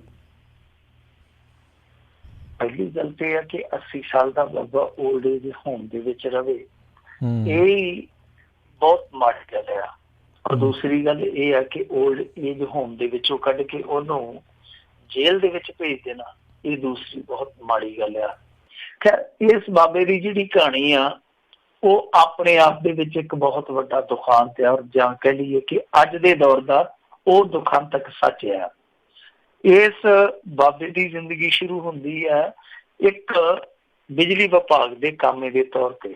ਇਹ ਮਕੈਨਿਕ ਸੀਗਾ ਔਰ ਉੱਥੇ ਕਿਸਮਤ ਨੇ ਇਹਦੇ ਨਾਲ ਦਗਾ ਕੀਤਾ। ਜਿਹੜੇ ਇਹਦੇ ਜੂਨੀਅਰ ਸੀਗੇ ਉਹ ਤਰੱਕੀ ਕਰਕੇ ਫੋਰਮੈਨ ਬਣ ਗਏ, ਇਹ ਬਾਬਾ ਜਿਹੜਾ ਉਹ ਉੱਦਾਂ ਦਾ ਉੱਦਾਂ ਰਹਿ ਗਿਆ। ਫਿਰ ਰਿਟਾਇਰ ਹੋਣ ਤੋਂ ਬਾਅਦ ਇਹਦਾ ਜਿਹੜਾ ਇੱਕ ਪੁੱਤਰ ਸੀਗਾ ਉਹ ਕੈਨੇਡਾ ਚਲਾ ਗਿਆ, ਉਹ ਉਧਰ ਜਾ ਕੇ ਆਪਣੀ ਦੁਨੀਆ ਵਸਾ ਬੈਠਾ। ਇਹ ਇੱਧਰ ਗਿਆ ਤੇ ਇਹਦੀ ਸਿਰ ਤੇ ਕੋਈ ਛੱਤ ਵੀ ਨਹੀਂ ਰਹੀ। ਹਾਲਾਂਕਿ ਮੁੰਡਾ ਦੱਸਦੇ ਆ ਕਿ ਇਹਨੂੰ ਬੁਲਾਉਣ ਨੂੰ ਫਿਰਦਾ, ਆਪ ਕਹਿੰਦਾ ਕਿ ਮੁੰਡਾ ਮੈਨੂੰ ਬੁਲਾਉਣ ਨੂੰ ਫਿਰਦਾ। ਉਹ ਕਹਿੰਦਾ ਕਿ ਇੱਧਰ ਆ ਜਾ, ਕਾਤੋਂ ਧੱਕੇ ਧੋੜੇ ਖਾਈ ਜਾਂਦਾ। ਪਰ ਰੌਲਾ ਇਹ ਹੈ ਕਿ ਮੈਂ ਪਾਸਪੋਰਟ ਨਹੀਂ ਬਣਾ ਸਕਦਾ ਕਿਉਂਕਿ ਮੇਰੇ ਕੋਲ ਕੋਈ ਪਰਮਾਨੈਂਟ ਰਹਿائش ਨਹੀਂ ਗੀ। ਸੋ ਫਿਰ ਇਹ ਓਲਡ ਏਜ ਹੋਮ ਦੇ ਵਿੱਚ ਚਲੇ ਗਿਆ। ਓਲਡ ਏਜ ਹੋਮ ਨੇ ਕੀ ਕੀਤਾ ਕਿ ਇਹਨੂੰ ਕੱਢ ਦਿੱਤਾ। ਇਲਜ਼ਾਮ ਇਹ ਲਾਏ ਕਿ ਬਾਬਾ ਲੜਦਾ ਝਗੜਦਾ ਬੜਾ, ਇਹਦਾ ਸੁਭਾਅ ਬੜਾ ਕੱਬਾ। ਫਿਰ ਉਸ ਤੋਂ ਬਾਅਦ ਇਹ ਹਾਈ ਕੋਰਟ ਚਲੇ ਗਿਆ। ਹਾਈ ਕੋਰਟ ਨੇ ਆਖਿਆ ਕਿ ਤੁਸੀਂ ਇਸ ਤਰ੍ਹਾਂ ਬਾਬੇ ਨੂੰ ਕੱਢ ਨਹੀਂ ਦੇ ਸਕਦੇ, ਤਾਂ ਦੁਬਾਰਾ ਓਲਡ ਏਜ ਹੋਮ ਦੇ ਵਿੱਚ ਇਹਨੂੰ ਜਗ੍ਹਾ ਦਿਓ। ਫਿਰ ਬਾਬਾ ਓਲਡ ਏਜ ਹੋਮ ਦੇ ਵਿੱਚ ਆ ਗਿਆ। ਓਲਡ ਏਜ ਹੋਮ ਦੇ ਵਿੱਚ ਜਦੋਂ ਆ ਗਿਆ ਤੇ ਦੱਸਦੇ ਆ ਕਿ ਪ੍ਰਸ਼ਾਸਨ ਨੂੰ ਖਰਚਾ ਜਦੋਂ ਲੱਗਿਆ ਕਿ ਕਾਫੀ ਪੈਣ ਡਿਆ ਤੇ ਫਿਰ ਉਹਨਾਂ ਨੇ ਇਸ ਬਾਬੇ ਦੇ ਕਾਗਜ਼ ਖੰਗਾਲੇ ਤੇ ਲਗਭਗ ਇੱਕ 10 ਸਾਲ ਪੁਰਾਣਾ ਹਾਦਸੇ ਦਾ ਕੇਸ ਕੱਢ ਲਿਆ ਕਿ ਤੂੰ ਇਸ ਕੇਸ ਦੇ ਵਿੱਚੋਂ ਭਗੌੜਾ ਵਾ। ਸੋ ਉਹ ਕੇਸ ਬਣਾ ਕੇ ਤੇ ਉਸ ਹਾਦਸੇ ਦੇ ਵਿੱਚੋਂ ਇਹ ਬਾਬਾ ਜਿਹੜਾ ਉਹ ਕੇਸ ਝਗੜਦਾ ਭਗੌੜਾ ਹੋ ਗਿਆ ਸੀਗਾ। ਹੁਣ ਇਹਨੂੰ ਉਸ ਮਾਮਲੇ 'ਚ ਬੜੇਲ ਜੇਲ੍ਹ 'ਚ ਭੇਜਿਆ ਜਾ ਰਿਹਾ। ਸੋ ਬਾਬੇ ਨੂੰ ਪੁਲਿਸ ਨੇ ਚੱਕ ਕੇ ਤੇ ਬੜੇਲ ਜੇਲ੍ਹ ਦੇ ਵਿੱਚ ਸੁੱਟ ਦਿੱਤਾ। ਵਕੀਲ ਕਹਿੰਦਾ ਕਿ ਇਹ ਸਾਰਾ ਪ੍ਰਪੰਚ ਰਚਿਆ ਗਿਆ ਕਿਉਂਕਿ ਮਾਮੂਲੀ ਕੇਸ ਸੀਗਾ। ਬਾਬੇ ਨੇ ਜ਼ਮਾਨਤ ਕਰਾਈ ਸੀ, ਇਹਨੂੰ ਮਹਿਸੂਸ ਹੋਇਆ ਕਿ ਸ਼ਾਇਦ ਇਹ ਕੇਸ ਮਾਮੂਲੀ ਜਾਂ ਫਿਰ ਰਫਾ ਦਫਾ ਹੋ ਗਿਆ। ਤਾਂ ਇਹ ਜਿਹੜਾ ਸਾਰਾ ਪ੍ਰਪੰਚ ਰਚਿਆ ਜਾ ਰਿਹਾ ਇਸੇ ਕਰਕੇ ਰਚਿਆ ਜਾ ਰਿਹਾ ਕਿ ਇਹਦੇ ਖਰਚੇ ਤੋਂ ਬਚਿਆ ਜਾਵੇ। ਤਾਂ ਦੂਜੇ ਪਾਸੇ ਇਹ ਦੇਖ ਲਓ ਹੁਣ ਤੁਸੀਂ ਕਿ ਐਡੀ ਤਰਾਸਦੀ ਆ ਕਿ ਇੱਕ 80 ਸਾਲ ਦਾ ਬਜ਼ੁਰਗ ਹੈ ਜਿਹੜਾ ਨਿਆਸਰਾ, ਹੋ ਸਕਦਾ ਸੁਭਾਅ ਦਾ ਕੋਥਰਾ ਵੀ ਹੋਵੇ, ਕੱਬਾ ਵੀ ਹੋਵੇ, ਪਰ ਫਿਰ ਵੀ 80-85 ਸਾਲ ਦੀ ਉਮਰ ਦੇ ਵਿੱਚ ਇਸ ਤਰ੍ਹਾਂ ਧੱਕੇ ਥੋੜੇ ਖਾਣੇ। ਔਰ ਇੱਕ ਸਿਸਟਮ ਜ਼ਰੀਫੀ ਇਹ ਦੇਖੋ ਕਿ ਸਿਸਟਮ ਹੈ ਜਿਹੜਾ ਉਹਨੂੰ ਸਹਾਰਾ ਦੇਣ ਦੀ ਥਾਂ ਤੇ, ਉਹਨੂੰ ਆਸਰਾ ਦੇਣ ਦੀ ਥਾਂ ਤੇ ਇੱਕ ਬੋਝ ਦੇ ਤੌਰ ਤੇ ਲੈ ਕੇ ਓਲਡ ਏਜ ਹੋਮ 'ਚ ਚੁੱਕ ਕੇ ਜੇਲ੍ਹ 'ਚ ਸੁੱਟ ਦਿੰਦਾ ਹੈ। ਸੋ ਇਹ ਇਸ ਬਾਬੇ ਦੀ ਕਹਾਣੀ ਹੈ, ਪਰ ਇਸ ਬਾਬੇ ਦੀ ਇਕੱਲੀ ਕਹਾਣੀ ਨਹੀਂ ਹੈ।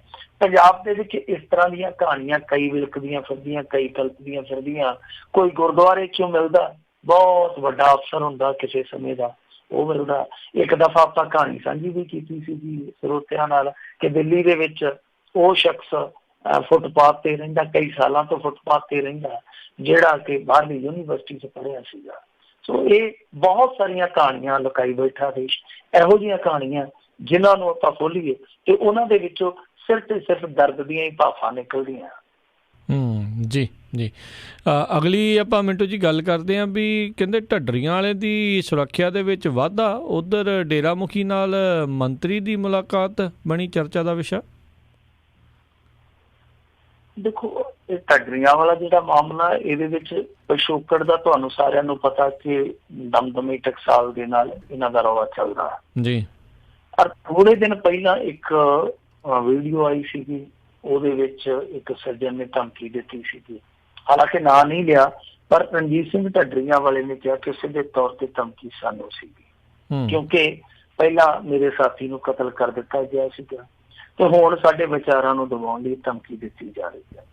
ਤੇ ਫਿਰ ਅਚਾਨਕ ਕੈਪਟਨ ਅਮਰਿੰਦਰ ਸਿੰਘ ਦੇ ਨਾਲ ਮੁਲਾਕਾਤ ਹੁੰਦੀ ਹੈ ਰਣਜੀਤ ਸਿੰਘ ਢੱਡਰੀਆਂ ਵਾਲੇ ਦੀ, ਔਰ ਨਾਲ ਦੀ ਨਾਲ ਇਹ ਐਲਾਨ ਹੋ ਜਾਂਦਾ ਕਿ ਇਹਨਾਂ ਦੀ ਸੁਰੱਖਿਆ 'ਚ ਵਾਧਾ ਕੀਤਾ ਜਾਂਦਾ, ਇਜ਼ਾਫਾ ਕੀਤਾ ਜਾਂਦਾ। ਇਸ ਤੋਂ ਇਲਾਵਾ ਕੈਪਟਨ ਅਮਰਿੰਦਰ ਸਿੰਘ ਨੇ, ਜੋ ਕਿ ਅਕਸਰ ਇਹਨਾਂ ਚੀਜ਼ਾਂ ਤੋਂ ਹਾਲ ਦੀ ਘੜੀ ਬਚ ਕੇ ਚੱਲਦਾ ਨਜ਼ਰ ਆਉਂਦਾ, ਪਰ ਅੱਜ ਉਹਨੇ ਸ਼ਰੇਆਮ ਦਮਦਮੀ ਟਕਸਾਲ ਨੂੰ ਚੇਤਾਵਨੀ ਵੀ ਦਿੱਤੀ ਹੈ ਕਿ ਖਬਰਦਾਰ, ਤੁਸੀਂ ਆਪਣੇ ਧਰਮ ਦਾ ਪ੍ਰਚਾਰ ਪ੍ਰਸਾਰ ਕਰੋ, ਤੁਸੀਂ ਆਜ਼ਾਦ ਹੋ, ਆਜ਼ਾਦੀ ਨਾਲ ਕਰੋ, ਪਰ ਜੇ ਤੁਸੀਂ ਇਸ ਤਰ੍ਹਾਂ ਕਿਸੇ ਨੂੰ ਧਮਕੀ ਦਿਓਗੇ ਤੇ ਫਿਰ ਕੰਮ ਸੂਤ ਨਹੀਂ ਹੈ। ਸੋ ਇਸ ਤਰ੍ਹਾਂ ਦੀ ਇੱਕ ਚੇਤਾਵਨੀ ਪਾ ਕੇ ਦਮਦਮੀ ਟਕਸਾਲ ਵਾਲੇ ਉਹ ਵੀ ਭੜਕ ਪਏ। ਉਹਨਾਂ ਨੇ ਵੀ ਬਿਆਨ ਜਾਰੀ ਕਰ ਦਿੱਤਾ ਕਿ ਇਹ ਦਮਦਮੀ ਟਕਸਾਲ ਦੇ ਨਾਲ ਮੱਥਾ ਲਾਉਣ ਤੁਰ ਪਿਆ। ਕਈ ਗੱਲਾਂ ਹੋਰ ਵੀ ਕਹੀਆਂ ਨੇ, ਉਹਨਾਂ ਨੇ ਕਾਫੀ ਲੰਮਾ ਚੌੜਾ ਇੱਕ ਸਟੇਟਮੈਂਟ ਇੱਥੇ ਪੇਸ਼ ਕੀਤਾ ਵਾ। ਖੈਰ ਉਹਨਾਂ ਨੇ ਚੇਤਾਵਨੀ ਆਪਣੇ ਹਿਸਾਬ ਕਿਤਾਬ ਨਾਲ ਦੇ ਦਿੱਤੀ ਹੈ ਕਿ ਕੈਪਟਨ ਅਮਰਿੰਦਰ ਸਿੰਘ ਬਾਜ ਆਵੇ ਸਾਡੇ ਨਾਲ ਮੱਥਾ ਲਾਉਣ ਤੋਂ।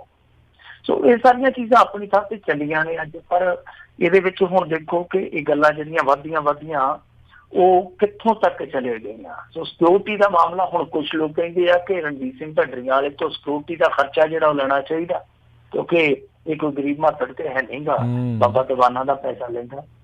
ਦੂਜੇ ਪਾਸੇ ਕੁਛ ਲੋਕ ਇਹ ਮੰਗ ਕਰਦੇ ਪਏ ਆ ਕਿ ਜਿਨ੍ਹਾਂ ਲੋਕਾਂ ਨੇ ਧਮਕੀ ਦਿੱਤੀ ਆ ਉਹਨਾਂ ਤੇ ਕਾਰਵਾਈ ਹੋਣੀ ਚਾਹੀਦੀ, ਕੱਲੀ ਚੇਤਾਵਨੀ ਨਾਲ ਥੋੜੀ ਗੱਲ ਚੱਲਦੀ ਆ। ਜਿਨ੍ਹਾਂ ਲੋਕਾਂ ਨੇ ਇਸ ਤਰ੍ਹਾਂ ਵੀਡੀਓ ਪਾ ਕੇ ਚੇਤਾਵਨੀ ਦਿੱਤੀ ਹੈ ਜਾਂ ਧਮਕੀ ਦਿੱਤੀ ਹੈ ਉਹਨਾਂ ਤੇ ਵੀ ਕਾਰਵਾਈ ਹੋਣੀ ਚਾਹੀਦੀ ਹੈ। ਸੋ ਅਲੱਗ-ਅਲੱਗ ਇਸ ਵਿਸ਼ੇ ਤੇ ਰਾਏ ਆ, ਅਲੱਗ-ਅਲੱਗ ਲੋਕਾਂ ਦੇ ਵਿਚਾਰ ਆ। ਉਹ ਤੁਹਾਨੂੰ ਪਤਾ ਹੀ ਹੈ ਕਿਵੇਂ ਧੜਿਆਂ 'ਚ ਵੰਡੇ ਆ ਲੋਕ, ਜਿੱਦਾਂ ਪ੍ਰਚਾਰਕ ਧੜਿਆਂ 'ਚ ਵੰਡੇ ਆ ਜਾਂ ਪ੍ਰਚਾਰਕਾਂ ਦੇ ਸਪੋਰਟਰ ਆ ਜਿਹੜੇ ਉਹ ਕਈ ਧੜਿਆਂ 'ਚ ਵੰਡੇ ਹੋਏ ਆ। ਸੋ ਉਹ ਧੜੇਬੰਦੀ ਇਹੋ ਜਿਹੇ ਮਾਮਲਿਆਂ ਤੇ ਫੇਰ ਉੱਭਰ ਕੇ ਸੋਸ਼ਲ ਮੀਡੀਆ ਤੇ ਆ ਜਾਂਦੀ ਹੈ। ਸੋ ਤਕਰਾਰ ਚੱਲੀ ਜਾਂਦੀ ਹੈ। ਮੈਨੂੰ ਲੱਗਦਾ ਕਿ ਇਹ ਮੁੱਕਣੀ ਵੀ ਨਹੀਂ ਕਿਉਂਕਿ ਜਿਹੜੇ ਲੋਕ ਮੋਹਤਬਾਰ ਲੋਕ ਆ ਉਹ ਕਈ ਵਾਰ ਇੱਕ ਤਰਫੇ ਚੱਲਦੇ ਆ। ਜਿੱਦਾਂ ਕਿ ਜਥੇਦਾਰ ਗਿਆਨੀ ਗੁਰਬਚਨ ਸਿੰਘ ਜੀ ਆ, ਉਹ ਜਿਹਨੂੰ ਕਿਸੇ ਨੂੰ ਕੁੱਟ ਪੈਂਦੀ ਆ ਉਹਨੂੰ ਕਹਿ ਦਿੰਦਾ ਕਿ ਤੁਸੀਂ ਚੁੱਪ ਰਹੋ, ਦੂਜੇ ਨੂੰ ਨਹੀਂ, ਕੁੱਟਣ ਵਾਲੇ ਨੂੰ ਨਹੀਂ ਕਹਿੰਦਾ ਕੁਛ ਵੀ। ਔਰ ਇਹੀ ਚੀਜ਼ ਹੈ ਕਿ ਜਿਹੜੀ ਇੱਕ ਧਿਰ ਨੂੰ ਸ਼ਹਿ ਮਿਲ ਜਾਂਦੀ ਹੈ, ਦੂਸਰੀ ਧਿਰ ਜਿਹੜੀ ਸਪਰੈਸ ਹੋ ਜਾਂਦੀ ਹੈ। ਤਾਂ ਮੇਰੇ ਖਿਆਲ ਦੇ ਨਾਲ ਇਸ ਚੀਜ਼ ਦਾ ਨਿਪਟਾਰਾ ਕਿ ਇੱਥੇ ਜਾ ਕੇ ਹੋਣਾ ਕਿ ਬਹੁਤ ਵਾਰ ਬੰਦੇ ਅਕਲ ਕਰਨ ਤੇ ਇਹ ਜਿਹੜੇ ਵਿਚਾਰਕ ਵਖਰੇਵੇਂ ਕਿਸੇ ਤਰੀਕੇ ਨਾਲ ਖਤਮ ਕਰਕੇ ਇਹ ਸਾਰੀਆਂ ਚੀਜ਼ਾਂ ਜਿਹੜੀਆਂ ਨੇ ਉਹ ਮੁਕਾ ਦਿੱਤੀਆਂ ਜਾਣ। ਪਰ ਹੋ ਕੀ ਰਿਹਾ ਕਿ ਮਕਾਉਣ ਵਾਲੇ ਇਹਨਾਂ ਚੀਜ਼ਾਂ ਨੂੰ ਵਧਾਉਣ ਦਾ ਕੰਮ ਕਰੀ ਜਾਂਦੇ ਆ। ਦੂਜੇ ਪਾਸੇ ਜਿਹੜੀ ਤੁਸੀਂ ਡੇਰਾ ਮੁਖੀ ਦੀ ਗੱਲ ਕੀਤੀ ਉਹ ਵੀ ਇੱਕ ਬਹੁਤ ਵੱਡੀ ਉਧਰ ਚਰਚਾ ਦਾ ਵਿਸ਼ਾ ਬਣੀ ਪਈ ਆ। ਹੋਇਆ ਕੀ ਆ ਕਿ ਹਰਿਆਣੇ ਦਾ ਜੇਲ੍ਹ ਮੰਤਰੀ ਇੱਕ ਜਿਹੜਾ ਉਹ ਸੁਨਾਰੀਆ ਜੇਲ੍ਹ ਦੇ ਵਿੱਚ ਚਲੇ ਗਿਆ, ਪਰ ਅਚਾਨਕ ਹੋ ਗਿਆ ਤੇ ਉਸ ਹਾਤੇ 'ਚ ਚਲਾ ਗਿਆ। ਹਾਤਾ ਕਹਿ ਦਿੰਦੇ ਵਾਰਡ ਜੇਲ੍ਹ ਦੇ ਅੰਦਰ, ਉਸ ਹਾਤੇ 'ਚ ਚਲਾ ਗਿਆ ਜਿੱਥੇ ਗੁਰਮੀਤ ਰਾਮ ਕਹਿ ਰਿਹਾ ਤੇ ਦੱਸਿਆ ਕਿ ਕਾਫੀ ਦੇਰ ਇਹਨਾਂ ਦੀ ਗੱਲਬਾਤ ਉੱਥੇ ਹੁੰਦੀ ਰਹੀ ਆ। ਹੁਣ ਰੌਲਾ ਇਹ ਪੈ ਗਿਆ ਕਿ ਜਿਹੜੀਆਂ ਵਿਰੋਧੀ ਧਿਰਾਂ ਕਹਿੰਦੀਆਂ ਕਿ ਇਹ ਸਿਰਫ ਤੇ ਸਿਰਫ ਉੱਥੋਂ ਬਾਬੇ ਦਾ ਆਸ਼ੀਰਵਾਦ ਲੈਣ ਗਿਆ ਸੀਗਾ, ਤੇ ਦੂਜੇ ਪਾਸੇ ਜਿਹੜਾ ਜੇਲ੍ਹ ਮੰਤਰੀ ਉਹ ਕਹਿੰਦਾ ਜੇ ਜੇਲ੍ਹ ਮੰਤਰੀ ਜੇਲ੍ਹ 'ਚ ਨਹੀਂ ਜਾਊਗਾ ਤੇ ਉਹ ਰੇਲ ਮੰਤਰੀ ਥੋੜਾ ਜੇਲ੍ਹ 'ਚ ਜਾਊਗਾ। ਸੋ ਉੱਥੇ ਆਪਣੇ ਪੱਧਰ ਤੇ ਰਾਜਨੀਤੀ ਹੋਣ ਡਈ ਆ। ਪਰ ਇਹਦੇ ਵਿੱਚੋਂ ਇੱਕ ਚੀਜ਼ ਜਿਹੜੀ ਬੜੀ ਦਿਲਚਸਪ ਨਿਕਲੀ ਆ ਉਹ ਇਹ ਆ ਕਿ ਜਿਵੇਂ ਹੀ ਇਹ ਦੌਰਾ ਹੋਇਆ ਨਾਲ ਦੀ ਨਾਲ ਖਬਰ ਆ ਗਈ ਕਿ ਗੁਰਮੀਤ ਰਾਮ ਨੇ ਕੁਛ ਨੰਬਰ ਦਿੱਤੇ ਆ ਔਰ ਇੱਛਾ ਜ਼ਾਹਰ ਕੀਤੀ ਆ ਕਿ ਇਹਨਾਂ ਨੰਬਰਾਂ ਤੇ ਮੇਰੀ ਗੱਲਬਾਤ ਰੈਗੂਲਰ ਕਰਵਾਈ ਜਾਵੇ। ਜੇਲ੍ਹ 'ਚੋਂ ਟੈਲੀਫੋਨ ਨੰਬਰ ਦਿੱਤੇ ਆ ਔਰ ਉਹ ਨੰਬਰ ਹੈਗੇ ਆ ਉਹਦੇ ਆਪਣੇ ਪਰਿਵਾਰ ਦੇ, ਫੈਮਿਲੀ ਦੇ। ਸੋ ਉਹਨਾਂ ਨੰਬਰਾਂ ਤੇ ਕਹਿੰਦੇ ਜੀ ਅਸੀਂ ਫੈਸਲਾ ਕਰ ਦੇਣਾ, ਬਸ ਅਸੀਂ ਪੁੱਛਣਾ ਹਿਸਾਰ ਵਾਲੀ ਪੁਲਿਸ ਨੂੰ, ਜੇ ਉਹਨਾਂ ਨੇ ਕਹਿਤਾ ਕਿ ਸਾਨੂੰ ਕੋਈ ਇਤਰਾਜ਼ ਨਹੀਂ ਤੇ ਇਹ ਆਪਣੇ ਪਰਿਵਾਰਕ ਮੈਂਬਰਾਂ ਦੇ ਨਾਲ ਵਾਇਆ ਟੈਲੀਫੋਨ ਲਗਾਤਾਰ ਗੱਲ ਕਰ ਲਿਆ ਕਰੂਗਾ। ਸੋ ਇਹ ਜਿਹੜੀਆਂ ਚੀਜ਼ਾਂ ਨਾਲ ਦੀ ਨਾਲ ਨਿਕਲੀਆਂ ਉਸ ਤੋਂ ਲੋਕਾਂ ਨੇ ਕਿਹਾ ਕਿ ਇਹ ਮਾਮਲਾ ਗੜਬੜਿਆ। ਇਹ ਉਹੀ ਲੋਕ ਆ ਜਿਹੜੇ ਜਾ ਕੇ ਇਹਦੇ ਪੈਰਾਂ 'ਚ ਰਹੇ ਆ, ਇਹ ਉਹੀ ਲੋਕ ਆ ਜਿਹੜੇ ਇਹਨਾਂ ਦੇ ਕੋਲੋਂ ਜਾ ਕੇ ਵੋਟਾਂ ਮੰਗਦੇ ਰਹੇ। ਬਾਅਦ ਦੇ ਵਿੱਚ ਇਹ ਉਹੀ ਲੋਕ ਆ ਜਿਹੜੇ ਜਾ ਕੇ ਚੈੱਕਾਂ ਦੇ ਰੂਪ 'ਚ ਇਹਨਾਂ ਨੂੰ ਮੱਥੇ ਟੇਕਦੇ ਰਹੇ ਆ। ਤਾਂ ਇਹ ਜਿਹੜੀ ਸਹੂਲਤ ਆਈ ਆ ਜਾਂ ਸਹੂਲਤ ਦੀ ਗੱਲਬਾਤ ਸ਼ੁਰੂ ਹੋਈ ਆ, ਕਿਤੇ ਨਾ ਕਿਤੇ ਕੋਈ ਗਿੱਟ-ਮਿੱਟ ਹੋਈ ਆ। ਹਾਲਾਂਕਿ ਇਹ ਕਹਿੰਦਾ ਕਿ ਨਹੀਂ ਜੀ ਮੈਂ ਉੱਥੇ ਗਿਆ ਸਾਂ, ਉਹ 10-15 ਬੰਦੇ ਹਾਥੀ 'ਚ ਖੜੇ ਸੀਗੇ ਤਾਂ ਉਹਨਾਂ ਦੇ ਨਾਲ ਗੱਲਬਾਤ ਹੋਈ। ਗੁਰਮੀਤ ਰਾਮ ਨੇ ਆਹ ਸਮੱਸਿਆ ਮੇਰੇ ਸਾਹਮਣੇ ਰੱਖੀ ਤੇ ਮੈਂ ਉਹਨੂੰ ਕਿਹਾ ਕਿ ਤੇਰੀ ਇਸ ਸਮੱਸਿਆ ਦਾ ਨਿਜ਼ਾਤ ਅਸੀਂ ਜਲਦੀ ਕਰਵਾ ਦਿਆਂ। ਸੋ ਉਧਰ ਇਹ ਰਾਜਨੀਤੀ ਪੱਕੀ ਹੋਈ ਆ। ਹੁਣ ਅੰਦਰ ਖਾਤੇ ਤੇ ਜਿਹੜੀ ਗੱਲਬਾਤ ਹੋਈ ਆ ਉਹ ਖੁੱਲ ਕੇ ਕਿਸੇ ਰਿਕਾਰਡ ਦੇ ਰੂਪ ਦੇ ਵਿੱਚ ਤੇ ਬਾਹਰ ਆ ਨਹੀਂ ਸਕਦੀ ਕਿਉਂਕਿ ਜੇਲ੍ਹ ਦੀਆਂ ਕੰਧਾਂ ਬੜੀਆਂ ਉੱਚੀਆਂ ਹੁੰਦੀਆਂ, ਪਰ ਜੋ ਕੁਛ ਵਾਪਰਿਆ ਉਹਦੇ ਸੰਕੇਤ ਸਿੱਧੇ ਤੌਰ ਤੇ ਮਿਲ ਗਿਆ ਕਿਉਂਕਿ ਜਿਹੜਾ ਜੇਲ੍ਹ ਮੰਤਰੀ ਆ ਉਹ ਐਡਾ ਸ਼ਨੀਚਰ ਮੰਤਰੀ ਆ ਕਿ ਹੁਣ ਤੱਕ ਕਿਸੇ ਵੀ ਜੇਲ੍ਹ ਦਾ ਦੌਰਾ ਕਰਕੇ ਨਹੀਂ ਆਇਆ। ਸੁਨਾਰੀਆ ਜੇਲ੍ਹ ਦੇ ਵਿੱਚੋਂ ਇਹਨੇ ਬੋਣੀ ਕਿਉਂ ਕੀਤੀ ਆ, ਇਹ ਆਪਣੇ ਆਪ ਦੇ ਵਿੱਚ ਬਹੁਤ ਵੱਡਾ ਸਵਾਲ ਆ। ਜੀ ਜੀ ਜੀ ਜੀ ਅਗਲੀ ਜਿਹੜੀ ਆਪਾਂ ਗੱਲ ਕਰਦੇ ਨਸ਼ਾ ਕੇਂਦਰ ਦੇ ਵਿੱਚ ਨੌਜਵਾਨ ਦੀ ਮੌਤ, ਪਰਿਵਾਰ ਨੇ ਲਾਏ ਦੋਸ਼। ਇਹ ਨਸ਼ਾ ਕੇਂਦਰ ਸੀਗਾ ਜਿਹੜਾ ਨਸ਼ਾ ਛਡਾਊ ਕੇਂਦਰ ਸੀਗਾ। ਵੈਸੇ ਨਸ਼ਾ ਕੇਂਦਰ ਹੀ ਬਣ ਜਾਂਦੇ ਕਈ ਤੇ ਨਸ਼ਾ ਛਡਾਊ ਕੇਂਦਰ ਹੈ। ਤੋ ਇਹ ਨਸ਼ਾ ਮੁਕਤੀ ਕੇਂਦਰ ਜਿਹੜਾ ਸੀ ਇਹ ਬਠਿੰਡਾ ਮਾਨਸਾ ਰੋਡ ਤੇ ਆ ਤੇ ਇੱਥੇ 18 ਕੁ ਵਰਿਆਂ ਦੇ ਇੱਕ ਮੁੰਡੇ ਨੇ ਦੱਸਦੇ ਆ ਕਿ ਬੈਡਸ਼ੀਟ ਦੇ ਨਾਲ ਫਾਹ ਲੈ ਕੇ ਖੁਦਕੁਸ਼ੀ ਕਰ ਲਈ ਆ। ਅਸਲ ਦੇ ਵਿੱਚ ਪਰਿਵਾਰ ਨੇ ਇਹਨੂੰ ਥੋੜੇ ਦਿਨ ਪਹਿਲਾਂ ਹੀ ਛੱਡਿਆ ਸੀਗਾ, ਨਸ਼ਾ ਪੱਤਾ ਕਰਦਾ ਸੀਗਾ ਤੇ ਇਹਦੀ ਮਾਂ ਦੱਸਦੀ ਆ ਕਿ ਸਵੇਰੇ ਤੈਨੂੰ ਮੈਂ ਮਿਲ ਕੇ ਆਈ ਆ ਤੜਕੇ, ਮੁੰਡਾ ਠੀਕ ਠਾਕ ਸੀਗਾ, ਚੜ੍ਹਦੀ ਕਲਾ 'ਚ ਸੀਗਾ, ਕੋਈ ਗੱਲਬਾਤ ਨਹੀਂ ਉਹਨੇ ਕੀਤੀ ਇਹੋ ਜਿਹੀ। ਪਰ ਦੱਸਦੇ ਆ ਕਿ ਬਾਅਦ ਦੇ ਵਿੱਚ ਜਿਹੜੇ ਨਸ਼ਾ ਮੁਕਤੀ ਕੇਂਦਰ ਦੇ ਪ੍ਰਬੰਧਕ ਸੀਗੇ ਉਹਨਾਂ ਦੇ ਨਾਲ ਇਹਦਾ ਕੋਈ ਝਗੜਾ ਹੋਇਆ ਕਿਸੇ ਗੱਲ ਨੂੰ ਲੈ ਕੇ। ਉਹਨਾਂ ਨੇ ਇਹਨੂੰ ਬਹੁਤ ਬੁਰੀ ਤਰ੍ਹਾਂ ਕੁੱਟਿਆ ਮਾਰਿਆ ਜਿਹਦੇ ਕਰਕੇ ਇਹ ਫਾਹ ਲੈ ਕੇ ਖੁਦਕੁਸ਼ੀ ਕਰ ਗਿਆ। ਹੁਣ ਪੁਲਿਸ ਨੇ ਉਹਦਾ ਪੋਸਟਮਾਰਟਮ ਕਰਵਾਉਣਾ, ਉਸ ਤੋਂ ਬਾਅਦ ਪਤਾ ਲੱਗੂਗਾ ਕਿ ਇਹਦੀ ਮੌਤ ਜਿਹੜੀ ਆ ਉਹ ਕਾਹਦੇ ਕਰਕੇ ਹੋਈ ਆ। ਫਿਰ ਉਸ ਤੋਂ ਬਾਅਦ ਕਾਰਵਾਈ ਸ਼ੁਰੂ ਕੀਤੀ ਜਾਊਗੀ ਕਿ ਇਹਦੇ ਪਿੱਛੇ ਕਾਰਨ ਕਿਹੜੇ ਕਿਹੜੇ ਰਹੇ ਆ ਕਿ ਇਹ ਮਾਮਲਾ ਜਿਹੜਾ ਖੁਦਕੁਸ਼ੀ ਤੱਕ ਪਹੁੰਚਿਆ। ਪਰ ਫਿਰ ਵੀ ਨਸ਼ਾ ਛਡਾਊ ਕੇਂਦਰਾਂ 'ਚ ਇੱਕ ਹੋਰ ਮੌਤ ਦਾ ਜਿਹੜਾ ਅੰਕੜਾ ਹੈ ਉਹ ਇਹਦੇ ਵਿੱਚ ਐਡ ਆਨ ਹੋ ਗਿਆ। ਕਿਉਂਕਿ ਅਸੀਂ ਜੇ ਪਿੱਛੇ ਦੇਖੀਏ ਅਤੀਤ ਦੇ ਵਿੱਚ ਗੋਇੰਦਵਾਲ ਦੇ ਨੇੜੇ ਦਾ ਇੱਕ ਸਾਬਕਾ ਸਰਪੰਚ ਸੀ ਜਿਹੜਾ ਉਹ ਇਸੇ ਤਰ੍ਹਾਂ ਤਰਨਤਾਰਨ ਦੇ ਇੱਕ ਨਸ਼ਾ ਛਡਾਊ ਕੇਂਦਰ 'ਚ ਮਰ ਗਿਆ ਸੀ। ਪਰਿਵਾਰ ਵਾਲਿਆਂ ਨੇ ਉਦੋਂ ਇਸ ਤਰ੍ਹਾਂ ਦੇ ਦੋਸ਼ ਲਾਏ ਸੀਗੇ ਕਿ ਸਾਡੇ ਬੰਦੇ ਨੂੰ ਇਹਨਾਂ ਨੇ ਕੁੱਟ-ਕੁੱਟ ਕੇ ਮਾਰ ਦਿੱਤਾ। ਕਪੂਰਥਲੇ 'ਚ ਇੱਕ ਮੁੰਡਾ ਮਰ ਗਿਆ ਸੀਗਾ 2016 ਦੇ ਵਿੱਚ, ਉਹਨਾਂ ਦੇ ਪਰਿਵਾਰ ਵਾਲਿਆਂ ਨੇ ਵੀ ਇਹੋ ਦੋਸ਼ ਲਾਏ ਸੀਗੇ ਕਿ ਮੁੰਡੇ ਸਾਡੇ ਨੂੰ ਕੁੱਟਦੇ ਬੜਾ ਸਨ ਔਰ ਇਸ ਗੱਲ ਦੀ ਜਿਹੜੀ ਵਿਰੋਧਤਾ ਉਹਦੇ ਨਾਲ ਦੇ ਕਰਦੇ ਆ। ਹੁਣ ਇੱਕ ਮਾਮਲਾ ਜਿਹੜਾ ਹੋਰ ਇਸੇ ਤਰ੍ਹਾਂ ਦਾ ਹੀ ਜੁੜਿਆ ਸਾਡੇ ਸਾਹਮਣੇ ਅੱਜ ਪੰਜਾਬ 'ਚੋਂ ਆਇਆ ਵਾ ਕਿਉਂਕਿ ਇਸ ਤਰ੍ਹਾਂ ਦੀਆਂ ਖਬਰਾਂ ਜਿਹੜੀਆਂ ਬੜੀਆਂ ਹੁੰਦੀਆਂ ਨੇ। ਮਾਛੀਵਾੜੇ ਦੇ ਲਾਗੇ ਇੱਕ ਨੌਜਵਾਨ ਅੱਜ ਆਪਣੇ ਆਪ ਨੂੰ ਗੋਲੀ ਮਾਰ ਕੇ ਮੁਕਾ ਗਿਆ। ਉਹਦਾ ਕਾਰਨ ਇਹ ਸੀਗਾ ਕਿ ਉਹ ਨਸ਼ਾ ਲੈਂਦਾ ਸੀਗਾ, ਅੱਜ ਉਹਨੂੰ ਨਸ਼ਾ ਮਿਲਿਆ ਨਹੀਂ, ਨਸ਼ੇ ਦੀ ਤੋੜ ਉਹ ਤੋਂ ਬਰਦਾਸ਼ਤ ਨਹੀਂ ਹੋਈ ਤੇ ਚੱਕ ਕੇ ਉਹਨੇ ਦਨਾਲ ਰਫਲ ਆਪਣੇ ਬਾਪ ਦੀ ਤੇ ਉਹ ਆਪਣੀ ਛਾਤੀ ਚਲਾ ਲਈ ਆ। ਹੁਣ ਇਹਦੇ ਪਿੱਛੇ ਇਹ ਵੀ ਕਹਾਣੀ ਦੱਸੀ ਜਾ ਰਹੀ ਆ ਕਿ ਇਹ ਜਿਹੜਾ ਮੁੰਡਾ ਸੀਗਾ ਇਹਨੂੰ 2 ਵਾਰ ਨਸ਼ਾ ਛਡਾਊ ਕੇਂਦਰਾਂ 'ਚ ਭਰਤੀ ਵੀ ਕਰਵਾਇਆ ਗਿਆ ਸੀਗਾ, ਪਰ ਇਹਨੇ ਆਪਣੀ ਲੱਤ ਨਹੀਂ ਛੱਡੀ, ਆਦਤ ਨਹੀਂ ਛੱਡੀ। ਅਖੀਰ ਇਹ ਸ਼ੌਂਕ ਦੀ ਅਰਥੀ ਤੇ ਲੇਟ ਕੇ ਕਬਰ ਤੱਕ ਚਲੇ ਗਿਆ। ਖੈਰ ਇਹ ਪੰਜਾਬ ਦੇ ਵਿੱਚੋਂ ਖਬਰਾਂ ਆਉਂਦੀਆਂ ਪਈਆਂ, ਪਰ ਨਸ਼ਾ ਛਡਾਊ ਕੇਂਦਰਾਂ ਵਾਲਾ ਜਿਹੜਾ ਮਸਲਾ ਹੈ ਨਾ, ਉਹ ਆਪਣੇ ਆਪ ਦੇ ਵਿੱਚ ਇੱਥੇ ਇੱਕ ਸਮੱਸਿਆ, ਜਿੱਦਾਂ ਇੱਕ ਨਸ਼ਾ ਸਮੱਸਿਆ ਓਦਾਂ ਹੀ ਨਸ਼ਾ ਛਡਾਊ ਕੇਂਦਰ ਵੀ ਇੱਕ ਸਮੱਸਿਆ ਬਣੇ ਪਏ ਆ। ਹਾਲਾਂਕਿ ਕੁਛ ਕੇਂਦਰ ਵਧੀਆ ਕੰਮ ਕਰਦੇ ਆ, ਪਰ ਬਹੁਤੇ ਨਸ਼ਾ ਛਡਾਊ ਕੇਂਦਰ ਇਹੋ ਜਿਹੇ ਆ ਕਿ ਉਹ ਨਸ਼ਾ ਛਡਾਊ ਕੇਂਦਰ ਨਹੀਂ, ਉਹ ਛਿੱਲ ਲਾਊ ਕੇਂਦਰ ਬਣੇ ਪਏ ਆ। ਮੋਟਾ ਪੈਸਾ ਵਸੂਲ ਕਰ ਲੈਂਦੇ ਆ, ਸਹੂਲਤਾਂ ਦੇ ਨਾਂ ਤੇ ਕੱਖ ਨਹੀਂ ਦਿੰਦੇ। ਜੇ ਕੋਈ ਮੰਗਦਾ ਤੇ ਫਿਰ ਉਹਦੀ ਸੇਵਾ ਡੰਡੇ ਬੈਂਤ ਨਾਲ ਕੀਤੀ ਜਾਂਦੀ ਆ। ਤਾਂ ਮੇਰੇ ਖਿਆਲ ਦੇ ਨਾਲ ਜਿਹੜਾ ਸਾਡਾ ਇੱਥੋਂ ਦਾ ਸਿਹਤ ਵਿਭਾਗ ਹੈ, ਜਿਹਦੀ ਸਿਹਤ ਆਪ ਦੀ ਨਸਾਜ ਰਹਿੰਦੀ ਆ ਬਹੁਤਾ, ਤਾਂ ਉਸ ਨਸਾਜ ਸਿਹਤ ਵਾਲੇ ਸਿਹਤ ਮਹਿਕਮੇ ਨੂੰ ਜਾਗਣਾ ਚਾਹੀਦਾ ਕਿ ਇਹਨਾਂ ਦੇ ਨੱਕ ਹੇਠ, ਕਿਉਂਕਿ ਦੇਖੋ ਬਠਿੰਡਾ ਕੋਈ ਛੋਟਾ ਮੋਟਾ ਸ਼ਹਿਰ ਨਹੀਂ ਹੈ, ਕੋਈ ਕਸਬਾ ਨਹੀਂ ਹੈ, ਬਹੁਤ ਵੱਡਾ ਸ਼ਹਿਰ ਆ, ਬਹੁਤ ਤਕੜਾ ਪ੍ਰਬੰਧ ਹੈ ਇਹਨਾਂ ਦਾ। ਤਾਂ ਉਹਨਾਂ ਦੇ ਇਸ ਤਰ੍ਹਾਂ ਨੱਕ ਹੇਠ ਨਸ਼ਾ ਛਡਾਊ ਕੇਂਦਰ ਚੱਲਦਾ, ਤਾਂ ਉਹਦੇ ਵਿੱਚ ਇਹ ਸਾਰੀਆਂ ਚੀਜ਼ਾਂ ਵਾਪਰਦੀਆਂ ਸਨ, ਕੋਈ ਪਤਾ ਨਹੀਂ ਲੱਗਦਾ। ਜਿੱਦਾਂ ਮੈਂ ਤੁਹਾਨੂੰ ਦੱਸਿਆ ਆ ਥੋੜੇ ਦਿਨ ਪਹਿਲਾਂ ਨਸ਼ਾ ਛਡਾਊ ਕੇਂਦਰ ਦੀ ਇੱਕ ਹੋਰ ਕਹਾਣੀ ਸਾਹਮਣੇ ਆਈ ਸੀ ਗੁਰਦਾਸਪੁਰ ਤੋਂ। ਉੱਥੇ ਜਾ ਕੇ ਜੱਜ ਸਾਹਿਬਾਂ ਨੇ ਛਾਪਾ ਮਾਰਿਆ। ਹੁਣ ਦੇਖੋ ਜੱਜ ਸਾਹਿਬਾਂ ਨੂੰ ਪਤਾ ਲੱਗ ਗਿਆ ਕਿ ਉੱਥੇ ਬਹੁਤ ਕੁਛ ਗਲਤ ਹੋ ਰਿਹਾ, ਪਰ ਜਿਹੜਾ ਸਿਹਤ ਵਿਭਾਗ ਸੀਗਾ ਉਹ ਪਤਾ ਨਹੀਂ ਕਿਹੜੀ ਬੇਹੋਸ਼ੀ ਵਾਲਾ ਟੀਕਾ ਲੈ ਕੇ ਸੁੱਤਾ ਸੀ, ਉਹਨਾਂ ਨੂੰ ਨਹੀਂ ਪਤਾ ਲੱਗਿਆ। ਜੀ ਜੀ ਜੀ ਜੀ ਅਗਲੀ ਜਿਹੜੀ ਆਪਾਂ ਗੱਲ ਕਰਦੇ, ਪੰਜਾਬ ਅੰਦਰ ਨਰਮੇ ਦਾ ਰਕਬਾ ਖਤਰਨਾਕ ਹੱਦ ਤੱਕ ਘਟਿਆ। ਦੇਖੋ ਨਰਮੇ ਦੇ ਰਕਬੇ ਦਾ ਘਟਣ ਦਾ ਸਿੱਧਾ ਭਾਵ ਇਹ ਆ ਕਿ ਪਾਣੀ ਦੀ ਖਪਤ ਵੱਧ ਗਈ। ਸੋ ਨਰਮੇ ਦਾ ਜੇ ਰਕਬਾ ਘਟੂਗਾ, ਇਹਦਾ ਮਤਲਬ ਆ ਕਿ ਪੰਜਾਬ ਦੇ ਪਾਣੀਆਂ ਦੀ ਖਪਤ ਜਿਹੜੀ ਆ ਉਹ ਵੱਧ ਜਾਣੀ ਆ, ਕਿਉਂਕਿ ਉਹ ਨਰਮੇ ਹੇਠੋਂ ਰਕਬਾ ਨਿਕਲ ਕੇ ਕਿਹਦੇ ਹੇਠਾਂ ਜਾਣਾ, ਝੋਨੇ ਹੇਠਾਂ। ਸੋ ਐਤਕੀ ਜਿਹੜੀ ਬਿਆਈ ਹੋਈ ਆ ਹੁਣ ਤੱਕ, ਇਹ ਅੱਜ ਦੀ ਤਾਰੀਖ ਤੱਕ ਮੈਂ ਤੁਹਾਨੂੰ ਅੰਕੜਾ ਦੱਸਦਾ ਪਿਆ, ਉਹ ਹੋਈ ਆ 2,42,000 ਹੈਕਟੇਅਰ। ਹੈਕਟੇਅਰ ਦੇ ਵਿੱਚ ਹੁੰਦੇ ਆ 2.5 ਕਿੱਲੇ।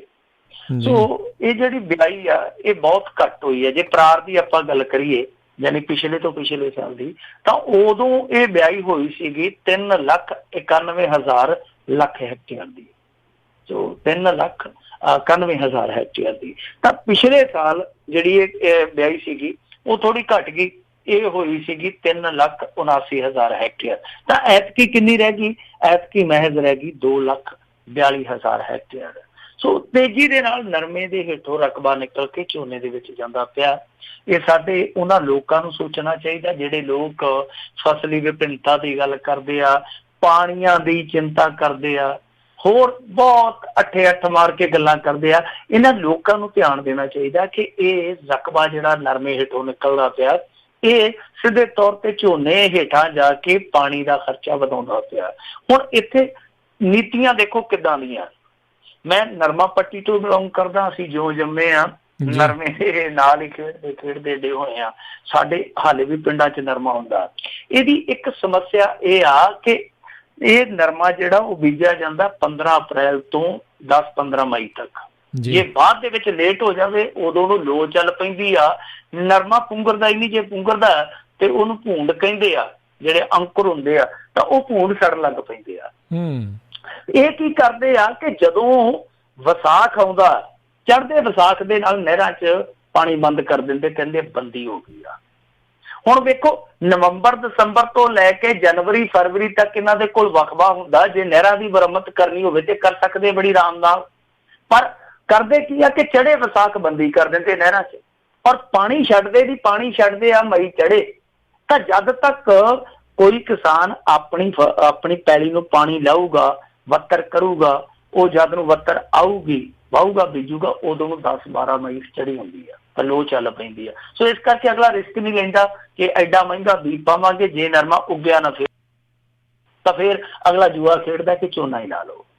ਸੋ ਇਹ ਨੀਤੀ ਮੈਨੂੰ ਸਮਝ ਨਹੀਂ ਆਈ ਅੱਜ ਤੱਕ ਕਿ ਇਹ ਬੰਦੀ ਜਿਹੜੀ ਆ ਉਹ ਅਪ੍ਰੈਲ 'ਚ ਹੀ ਕਿਉਂ ਕੀਤੀ ਜਾਂਦੀ ਆ। ਦੂਜੀ ਚੀਜ਼ ਇਹ ਆ ਕਿ ਨਰਮੇ ਦਾ ਭਾਅ ਜਿਹੜਾ ਮਨਮੋਹਨ ਸਿੰਘ ਸਰਕਾਰ ਵੇਲੇ 8-9 'ਚ 6,000 ਤੋਂ ਉੱਤੇ ਹੋ ਗਿਆ ਸੀਗਾ, ਉਹ ਪਿਛਲੇ ਸਾਲ ਯਮਕਦਾ ਫਿਰਦਾ ਸੀ 4,4200 ਤੇ, ਬਾਅਦ ਮੇਰੇ ਖਿਆਲ ਦੇ ਨਾਲ 4500 ਵਿਕਿਆ। ਸੋ ਇੱਕ ਤੇ ਕੀਮਤ ਜਿਹੜੀ ਆ ਉਹ ਇਹਦੀ ਲਗਾਤਾਰ ਡਿੱਗਦੀ ਆ, ਔਰ ਲਾਗਤ ਲਗਾਤਾਰ ਵੱਧਦੀ ਆ। ਦੂਸਰਾ ਪਾਣੀ ਦੀ ਸਮੱਸਿਆ। ਸੋ ਜੇ ਧਿਆਨ ਦੇਵੇ ਸਰਕਾਰ ਤਾਂ ਬਹੁਤ ਕੁਝ ਕੀਤਾ ਜਾ ਸਕਦਾ। ਨਰਮਾ ਪੱਟੀ ਹੈ ਜਿਹੜੀ, ਇਹਦਾ ਰਕਬਾ ਵਧਾਇਆ ਜਾ ਸਕਦਾ। ਹੋਰ ਵੱਖ-ਵੱਖ ਜਿਹੜੇ ਖਿੱਤੇ ਆ ਸਾਡੇ ਪੰਜਾਬ ਦੇ, ਉਹਨਾਂ ਦੇ ਵਿੱਚੋਂ ਮਿੱਟੀ ਦੇ ਨਮੂਨੇ ਲੈ ਕੇ ਉੱਥੇ ਜਿਸ ਤਰ੍ਹਾਂ ਦੀ ਕੋਈ ਬਦਲਵੀਂ ਫਸਲ ਬੀਜੀ ਜਾ ਸਕਦੀ ਹੈ, ਬਚਾਉਤ ਕਰਵਾਈ ਜਾ ਸਕਦੀ ਹੈ। ਇਹ ਕੋਈ ਲੰਮੀ ਚੌੜੀ ਕਹਾਣੀ ਦੀ ਜ਼ਰੂਰਤ ਨਹੀਂ ਹੈ ਇਹਦੇ ਲਈ। ਇਹਦੇ ਲਈ ਸਿਰਫ ਇੱਛਾ ਸ਼ਕਤੀ ਚਾਹੀਦੀ ਆ, ਥੋੜੇ ਬਹੁਤ ਪਰਿਵਰਤਨ ਕਰਨ ਦੀ ਲੋੜ ਹੈ, ਥੋੜੀ ਬਹੁਤ ਤਕਲੀਫ ਕਰਨ ਦੀ ਜ਼ਰੂਰਤ ਆ। ਜੀ ਜੀ ਜੀ ਜਾਂਦੇ ਜਾਂਦੇ ਮਿੰਟੂ ਜੀ ਗੱਲ ਕਰਦੇ ਹਾਂ ਸਿਆਸੀ ਕਤਲਾਂ ਦਾ ਮਾਮਲਾ। ਇੱਕ ਨਾਮਜ਼ਦ ਵਿਅਕਤੀ ਨੂੰ ਮਿਲੀ ਵੱਡੀ ਰਾਹਤ। ਦੇਖੋ, ਇਹ ਜਿਹੜੇ ਸਿਆਸੀ ਕਤਲ ਸੀਗੇ, ਇਹਨਾਂ ਦੇ ਵਿੱਚ ਹੁਣ ਚਾਰਜ ਸ਼ੀਟਾਂ ਦਾਖਲ ਹੋਣੀਆਂ ਸ਼ੁਰੂ ਹੋ ਗਈਆਂ ਤੇ ਆਪਾਂ ਸ਼ੁਰੂ ਤੋਂ ਕਹਿੰਦੇ ਆਏ ਹਾਂ ਕਿ ਜਦੋਂ ਤੱਕ ਚਾਰਜ ਸ਼ੀਟਾਂ ਦਾਖਲ ਨਹੀਂ ਹੁੰਦੀਆਂ ਸਾਰੇ ਮੁਕੱਦਮਿਆਂ ਦੀਆਂ, ਉਦੋਂ ਤੱਕ ਕਹਾਣੀ ਕੋਈ ਸਾਫ਼ ਨਹੀਂ ਹੋਣੀ। ਸੋ ਹੁਣ ਚਾਰਜ ਸ਼ੀਟਾਂ ਦਾਖਲ ਹੋ ਰਹੀਆਂ ਨੇ ਧੜਾ ਧੜ। ਤਾਂ ਇਹਦੇ ਵਿੱਚ ਕੱਲ ਪੇਸ਼ੀਆਂ ਸੀਗੀਆਂ, ਕਿਉਂਕਿ ਇੱਕੋ ਹੀ ਅਦਾਲਤ ਦੇ ਵਿੱਚ ਪੇਸ਼ੀਆਂ ਨੇ। NIA ਕੋਰਟ ਅਲੱਗ ਹੁੰਦੀ ਆ, ਤਾਂ ਸਾਰੇ ਕੇਸ ਕਿਉਂਕਿ ਉਹਦੇ 'ਚ ਸ਼ਿਫਟ ਹੋ ਚੁੱਕੇ ਆ, ਤਾਂ ਉੱਥੇ ਪੇਸ਼ੀਆਂ ਸੀਗੀਆਂ ਵੱਖੋ ਵੱਖ। 2-3 ਚੀਜ਼ਾਂ ਵਾਪਰੀਆਂ ਨੇ ਮੁੱਖ ਤੌਰ ਤੇ। ਇੱਕ ਤੇ ਇਹ ਆ ਕਿ ਜਿਹੜਾ UP ਵਾਲਾ ਮਲੂਕ ਸਿੰਘ ਆ, ਵੈਸੇ ਉਹਦਾ ਨਾਮ ਮਲੂਕ ਸਿੰਘ ਆ, ਤਾਂ ਉਹ UP ਤੋਂ ਬਿਲੋਂਗ ਕਰਦਾ। ਉਹਦੇ ਤੇ ਦੋਸ਼ ਇਹ ਆ ਕਿ ਉਹਨੇ ਇਹਨਾਂ ਲੋਕਾਂ ਨੂੰ ਹਥਿਆਰ ਪ੍ਰੋਵਾਈਡ ਕੀਤੇ ਸੀਗੇ। ਤਾਂ ਮਲੂਕ ਸਿੰਘ ਨੇ ਅਦਾਲਤ ਕੋਲ ਗੁਹਾਰ ਲਾਈ ਆ ਕਿ ਰਮਜ਼ਾਨ ਦਾ ਮਹੀਨਾ ਵਾ ਤੇ ਮੈਨੂੰ ਨਮਾਜ਼ ਪੜ੍ਹਨ ਦੀ ਆਗਿਆ ਦਿੱਤੀ ਜਾਵੇ ਜੇਲ੍ਹ ਦੇ ਵਿੱਚ। ਇਹਦੇ ਤੇ ਸੁਣਵਾਈ ਆ ਜਿਹੜੀ ਉਹ ਹੁਣ ਹੋਣੀ ਆ ਮੇਰੇ ਖਿਆਲ ਦੇ ਨਾਲ ਅੱਜ ਜਾਂ ਭਲਕ ਦੇ ਵਿੱਚ, ਮੈਨੂੰ ਪੱਕਾ ਨਹੀਂ ਪਤਾ, ਪਰ ਮੇਰੇ ਖਿਆਲ ਦੇ ਨਾਲ ਅੱਜ ਭਲਕ 'ਚੋਂ ਸੁਣਵਾਈ ਹੋ ਜਾਣੀ ਹੈ, ਉਹਦਾ ਫੈਸਲਾ ਆ ਜਾਊਗਾ। ਇਸ ਤੋਂ ਇਲਾਵਾ ਇੱਕ ਹੋਰ ਜਿਹੜਾ ਨਾਮਜ਼ਦ ਮੁਲਜ਼ਮ ਹੈ ਰਮਨਦੀਪ ਸਿੰਘ, ਉਹਦੇ ਬਾਰੇ ਵੀ ਉਹਦੇ ਵਕੀਲ ਨੇ ਇਹ ਰਿਟ ਲਾਈ ਆ ਕਿ ਰਮਨਦੀਪ ਸਿੰਘ ਦਾ ਰੈਗੂਲਰ ਚੈੱਕਅਪ ਕਰਵਾਇਆ ਜਾਵੇ, ਕਿਉਂਕਿ ਇਹਦੀ ਛਾਤੀ 'ਚ ਦਰਦ ਰਹਿੰਦਾ ਤੇ ਕੱਲ ਨੂੰ ਕੋਈ ਇਹ ਗੱਲ ਵੱਧ ਨਾ ਜਾਵੇ, ਬਿਮਾਰੀ ਕੋਈ ਵੱਧ ਨਾ ਜਾਵੇ। ਇਹਦੀ ਛਾਤੀ ਦਾ ਦਰਦ ਕਿਉਂ ਹੁੰਦਾ, ਘੱਟ ਹੁੰਦਾ, ਇਹਦਾ ਇਲਾਜ ਜਿਹੜਾ ਤੁਰੰਤ ਹੋਣਾ ਚਾਹੀਦਾ। ਰੈਗੂਲਰ ਰੂਟੀਨ ਦੇ ਵਿੱਚ ਚੈੱਕਅਪ ਇਹਦੇ ਹੋਣੇ ਚਾਹੀਦੇ ਆ। ਤੀਜੀ ਜਿਹੜੀ ਸਭ ਤੋਂ ਵੱਡੀ ਕਹਾਣੀ ਵਾਪਰੀ ਹੈ ਉਹ ਇਹ ਆ ਕਿ ਇੱਕ ਤਾਂ UK ਦਾ ਮੁੰਡਾ ਸੀਗਾ ਜੱਗੀ ਜੌਲ, ਦੂਸਰਾ ਸੀ UK ਤੋਂ ਆਇਆ ਜਿੰਮੀ। ਤਾਂ ਇਹਦੇ ਵਿੱਚ ਹੋਇਆ ਕੀ ਆ ਕਿ ਜਿੰਨੀਆਂ ਤੱਕ ਇਹਨਾਂ ਨੇ ਦਾਖਲ ਕੀਤੀਆਂ NIA ਵਾਲਿਆਂ ਨੇ, ਉਹਦੇ ਵਿੱਚ ਇਹਨਾਂ ਨੇ ਕੋਰਟ ਨੂੰ ਕਿਹਾ ਕਿ ਜਿਹੜਾ ਜਿੰਮੀ ਆ ਉਹ ਕਿਸੇ ਵੀ ਲਿਹਾਜ਼ ਦੇ ਨਾਲ ਇਸ ਕੇਸ ਦੇ ਵਿੱਚ ਦੋਸ਼ੀ ਦੇ ਤੌਰ ਤੇ ਨਹੀਂ ਰੱਖਿਆ ਜਾ ਸਕਦਾ। ਮਤਲਬ ਇਹ ਆ ਕਿ ਉਹਦੇ ਖਿਲਾਫ ਇੱਕ ਵੀ ਸਬੂਤ ਹੈ ਨਹੀਂਗਾ। ਹੁਣ ਉਸ ਬੰਦੇ ਨੂੰ ਇਸ ਕੇਸ ਦੇ ਵਿੱਚੋਂ ਨਹੀਂ, ਜਿੰਨੇ ਵੀ ਕੇਸ ਹੁਣ ਤੱਕ ਚਾਰਜ ਸ਼ੀਟ ਹੋਏ ਆ ਉਹਨਾਂ ਸਾਰਿਆਂ ਦੇ ਵਿੱਚੋਂ ਡਿਸਚਾਰਜ ਕਰਨ ਦੀ ਇਹਨਾਂ ਨੇ ਪਰਮਿਸ਼ਨ ਮੰਗੀ ਅਦਾਲਤ ਕੋਲੋਂ। ਸੋ ਉਹਨੂੰ ਡਿਸਚਾਰਜ ਕੀਤਾ ਜਾ ਰਿਹਾ, ਉਹਦੇ ਲਈ ਇੱਕ ਬਹੁਤ ਵੱਡੀ ਰਾਹਤ ਹੈ। ਪਰ ਗੱਲ ਤੇ ਰਾਜ ਕਰਨਵੀਰ ਸਿੰਘ ਜੀ ਇਹ ਆ ਕਿ ਜਿਹੜਾ ਜੇਲ੍ਹ ਦੇ ਵਿੱਚ ਵਕਤ ਬਿਤਾਇਆ, ਜਿਹੜੇ ਰਿਮਾਂਡ ਕੱਟੇ ਆ, ਜਿਹੜੇ ਦੁੱਖ ਝੱਲੇ ਆ, ਤਸੀਹੇ ਝੱਲੇ ਆ, ਉਹ ਕਿਵੇਂ ਮੁੜਨਗੇ, ਕਿਵੇਂ ਪਰਤਣਗੇ। ਔਰ ਸਭ ਤੋਂ ਵੱਡੀ ਗੱਲ ਇਹ ਆ ਕਿ ਜਿਹੜੇ ਮੀਡੀਆ ਨੇ ਅੱਤਵਾਦੀ ਕਹਿ ਕੇ ਉਹਦੀ ਸਮਾਜ ਦੇ ਵਿੱਚ ਇੰਨੀ ਜ਼ਿਆਦਾ ਭੰਡੀ ਕੀਤੀ ਆ, ਉਹਦੀ ਭਰਪਾਈ ਕੌਣ ਕਰੂਗਾ? ਉਹ ਸਾਰੇ ਸਵਾਲ ਆਪਣੀ ਥਾਂ ਤੇ ਆ। ਬਹਰਹਾਲ ਇਹਦੇ ਲਈ ਜਿੰਨੀ ਲਈ ਸਭ ਤੋਂ ਵੱਡੀ ਰਾਹਤ ਦੀ ਗੱਲ ਇਹ ਆ ਕਿ ਇਹਨਾਂ ਮਾਮਲਿਆਂ 'ਚ ਜਿੰਨੇ ਵੀ ਹੁਣ ਤੱਕ ਚਾਰਜ ਸ਼ੀਟ ਹੋਏ ਮਾਮਲੇ, ਉਹਨਾਂ ਦੇ ਵਿੱਚ ਉਹਦੇ ਖਿਲਾਫ ਇੱਕ ਵੀ ਸਬੂਤ ਨਹੀਂ ਜਤਾਇਆ ਗਿਆ। ਪਰ ਵੇਖਣ ਵਾਲੀ ਗੱਲ ਇਹ ਆ ਕਿ ਜਦੋਂ ਏਡੀ ਵੱਡੀ ਏਜੰਸੀ ਇਨਵੈਸਟੀਗੇਸ਼ਨ ਕਰਦੀ ਹੈ ਜਾਂ ਕੋਈ ਫੋਰਸ ਮੁਕੱਦਮਾ ਦਰਜ ਕਰਦੀ ਹੈ, ਤਾਂ ਉਹ ਮੁਕੱਦਮਾ ਦਰਜ ਕਰਨ ਲੱਗਿਆ ਕਿੰਨੀ ਕੁ ਬਰੀਕੀ ਨਾਲ ਕਰਦੀ ਹੈ ਕਿ ਸਬੂਤ ਹੈ ਕਿ ਕੀ ਅਸੀਂ ਇਸ ਬੰਦੇ ਨੂੰ ਨਾਮਜ਼ਦ ਕਰੀਏ ਜਾਂ ਇਹਨੂੰ ਬਾਹਰ ਰੱਖੀਏ। ਜੀ ਜੀ ਜੀ ਤੇ ਮਿੰਟੂ ਜੀ ਬੜਾ ਧੰਨਵਾਦ ਤੁਹਾਡਾ, ਤੁਸੀਂ ਸਾਡੇ ਨਾਲ ਜੁੜੇ, ਇਹਨਾਂ ਖਬਰਾਂ ਦੇ ਬਾਰੇ ਸਾਨੂੰ ਜਾਣਕਾਰੀ ਦਿੱਤੀਆਂ। ਅਗਲੀ ਵਾਰ ਤੱਕ ਲਈ ਮਿਹਰਬਾਨੀ। ਸਤਿ ਸ੍ਰੀ ਅਕਾਲ। ਤੇ ਸਰੋਤਿਓ, ਇੱਥੇ ਸਾਡਾ ਅੱਜ ਦਾ ਇਹ ਪ੍ਰੋਗਰਾਮ ਸਮਾਪਤ। ਮਿਲਾਂਗੇ ਤੁਹਾਨੂੰ ਸਾਰਿਆਂ ਨੂੰ ਅਗਲੀ ਵਾਰ। ਉਦੋਂ ਤੱਕ ਲਈ ਮੈਨੂੰ ਰਾਜਕਨਵੀਰ ਸਿੰਘ ਨੂੰ ਇਜਾਜ਼ਤ ਦਿਓ। ਮੇਰੇ ਵੱਲੋਂ ਤੁਹਾਨੂੰ ਸਾਰਿਆਂ ਨੂੰ ਪਿਆਰ ਸਤਿਕਾਰ ਨਿੱਘੀ ਜਿਹੀ ਸਤਿ ਸ੍ਰੀ ਅਕਾਲ। ਜਿਉਂਦੇ ਵਾਸਤੇ ਰਹੋ, ਹੱਸਦੇ ਖੇਲਦੇ ਰਹੋ, ਸੁਣਦੇ ਰਹੋ ਪੰਜਾਬੀ ਰੇਡੀਓ USA।